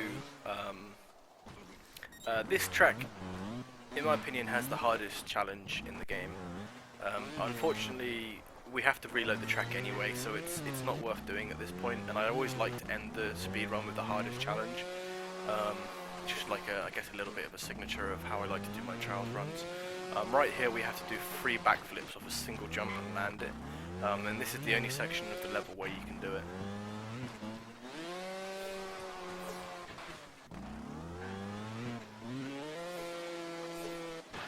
There we go. Dizziest Heights. Of course, earlier there was Dizzier Heights, which was on the Fusion Factory level, where we had to do 7 at the first jump. But of course, we had the help of a cannon, which shot us up on that level. Here we have to complete an extreme track with the rabbit. The rabbit, of course, doesn't have as much acceleration, so it can be a little bit trickier to make some of these gaps.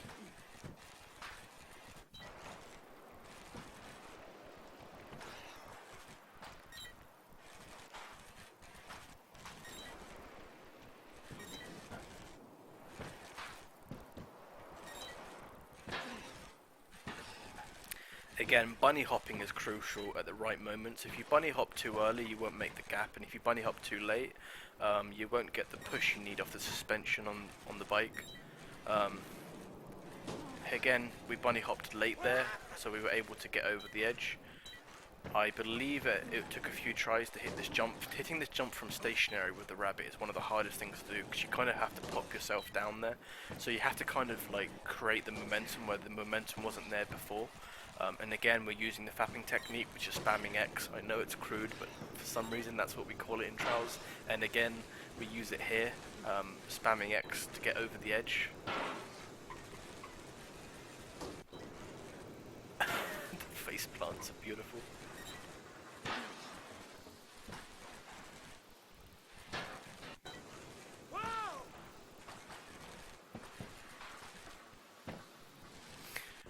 Almost had the fender save there. Almost. Not quite.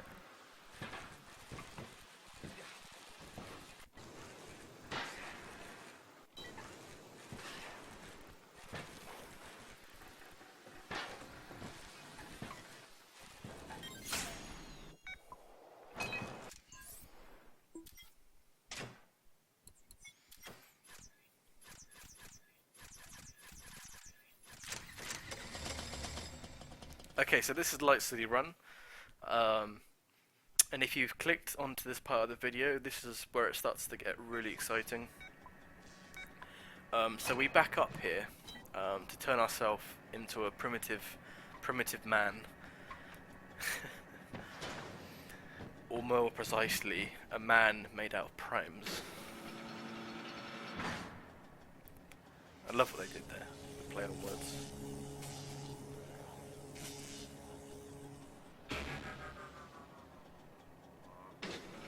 So as you can see, we get transformed into this, and it looks amazing. The first challenge is to do an endo on the edge of this synthetic sign. I will note that the left arm always looks out of place. Now, I'm not quite sure why that is, but the second challenge is activated by pulling down this piston here. And what this does is it changes it to nighttime. So not only are we playing the track in nighttime, which actually changes the track completely. This is a brand new driving line, completely different to last year's Light City Run. It's just a little bit harder, more of a Ninja level 1, honestly, and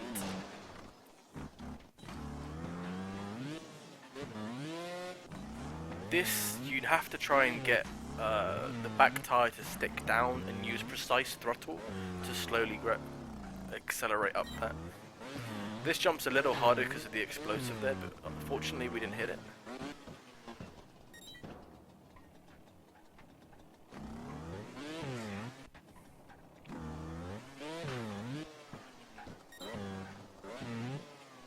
A few bunny hops in quick succession there to get over those obstacles.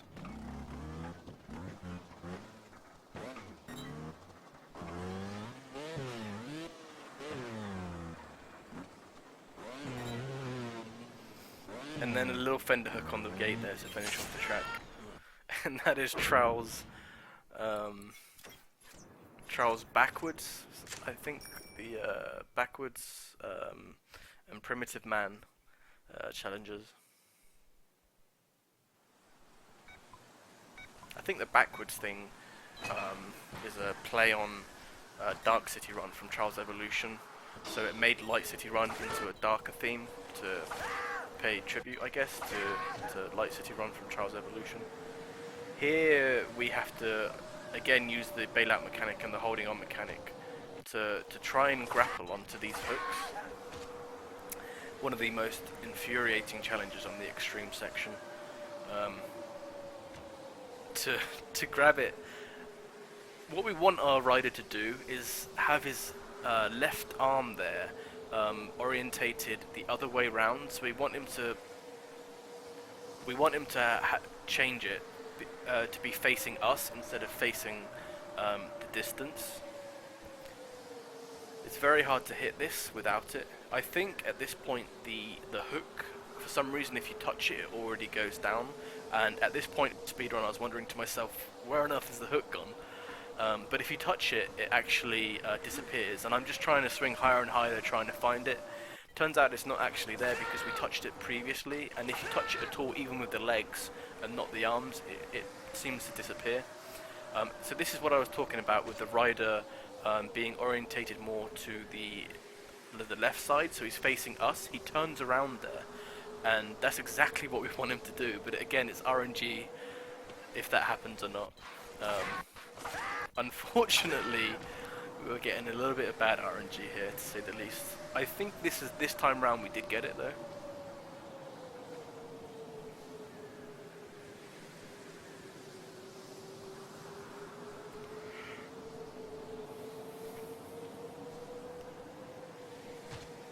Just backwards. You can see how tricky it is to grab that when you're orientated that way. And we hit it with our face to get the trigger. Honestly, I'm not quite sure how that happened, but there you go. And of course, the invisible rider challenge that we showed off at last year's GDQ is back again this year, but we're doing it with the rabbit this time because the third challenge is to complete the track with the rabbit. So we're adding a little bit more difficulty here, trying to make these jumps with a bike that has less acceleration. And again, this challenge adds a dummy object, so the weight's a little bit different to what it usually is when the rider's visible.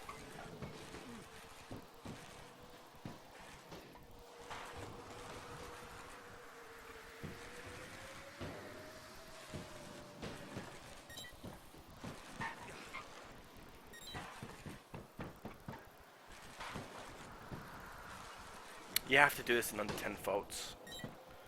I'm sure you guys remember this part of the track from last year.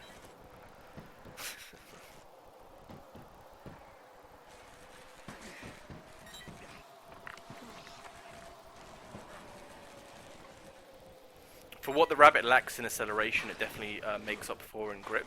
So you can see that even though the rider is invisible, you still crash where the body is. So the rider is not there. The rider is not there. Really bad grammar. I thought we had a fender hook there. That was a shame. I know I did it recently. I can't remember which one it is. But no, the rider is there. He's just not visible. When I first did this challenge, I thought that he was actually gone. You know, and you were just basically controlling a bike. But no, he is there. It's just you can't see him. And here's the bacon, guys. This is Inferno 4 rather, with some of the hardest challenges that I have ever seen in a trials game. So this is another one that will be primarily done by the Ninja Rider if we do have this run accepted.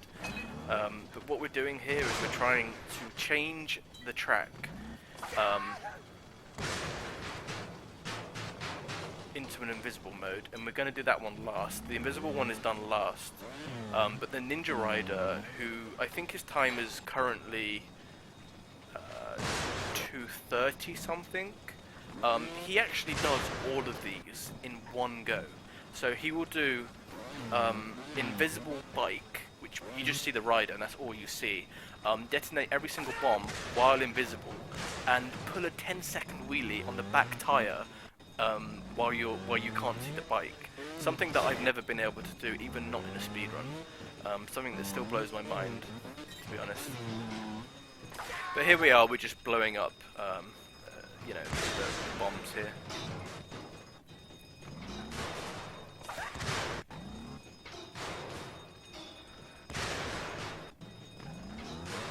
Just making sure that we've hit every single one, because, you know, if we were to miss any amount of bombs, we don't get the challenge.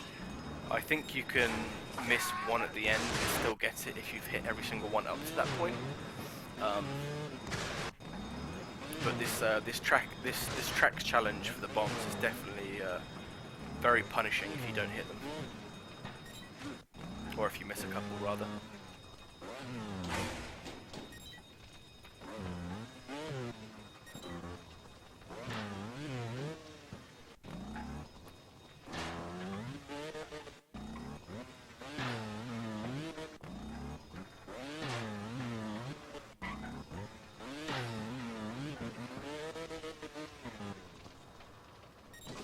Okay, so there's a bomb there, and this is basically, it's called disrespecting the teacher, and you have to hold, like I mentioned earlier, this is a really hard ninja technique, for speedrunners anyway, and ninjas find it very easy because they've had a lot of practice with doing slow techniques that are more of a master of the bike, you know, at slower speeds.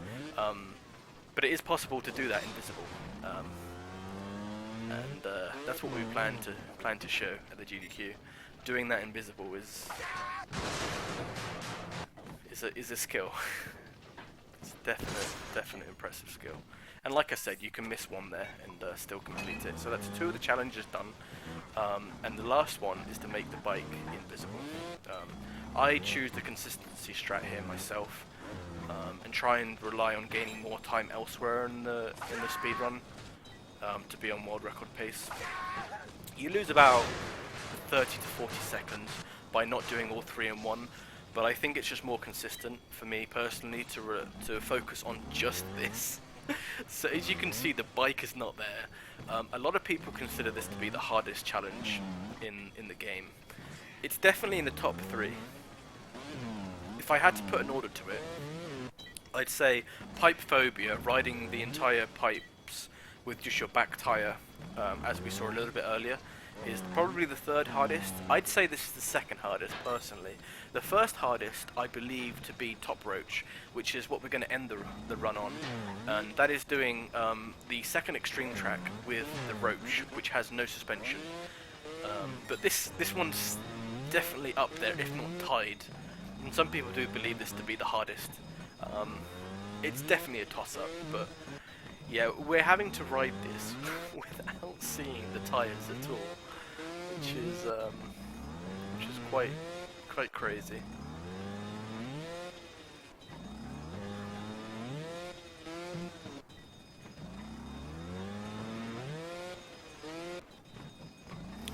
From what I remember, it took me a few tries here to get over this pipe. I was so close to recovering this.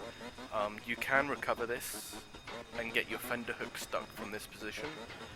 Unfortunately, it nearly clipped. You saw a little bit of gas there on the floor, but it wasn't quite there. I think I hit the next 4 checkpoints after this one very fast. That one's one of the trickiest. We hit this one straight away. So that's 2, that's 3.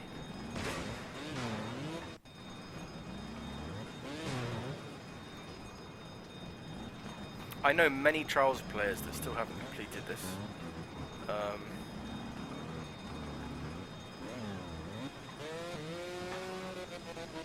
We were so close. This is... When you first pick up the game, I don't expect anybody who's never played Trials before to be able to do this within the first month. This one will be up on your challenges for a long time, you know, if you do buy the game, because it's kind of hard as a new Trials player to play Trials without seeing your bike, especially on the hardest track in the base game.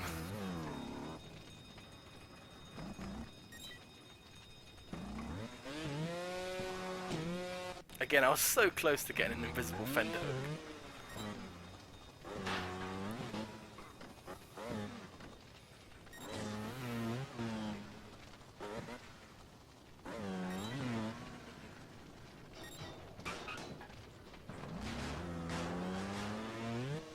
So we did those few checkpoints very quickly, and this one I think for sure took me maybe 30-40 seconds.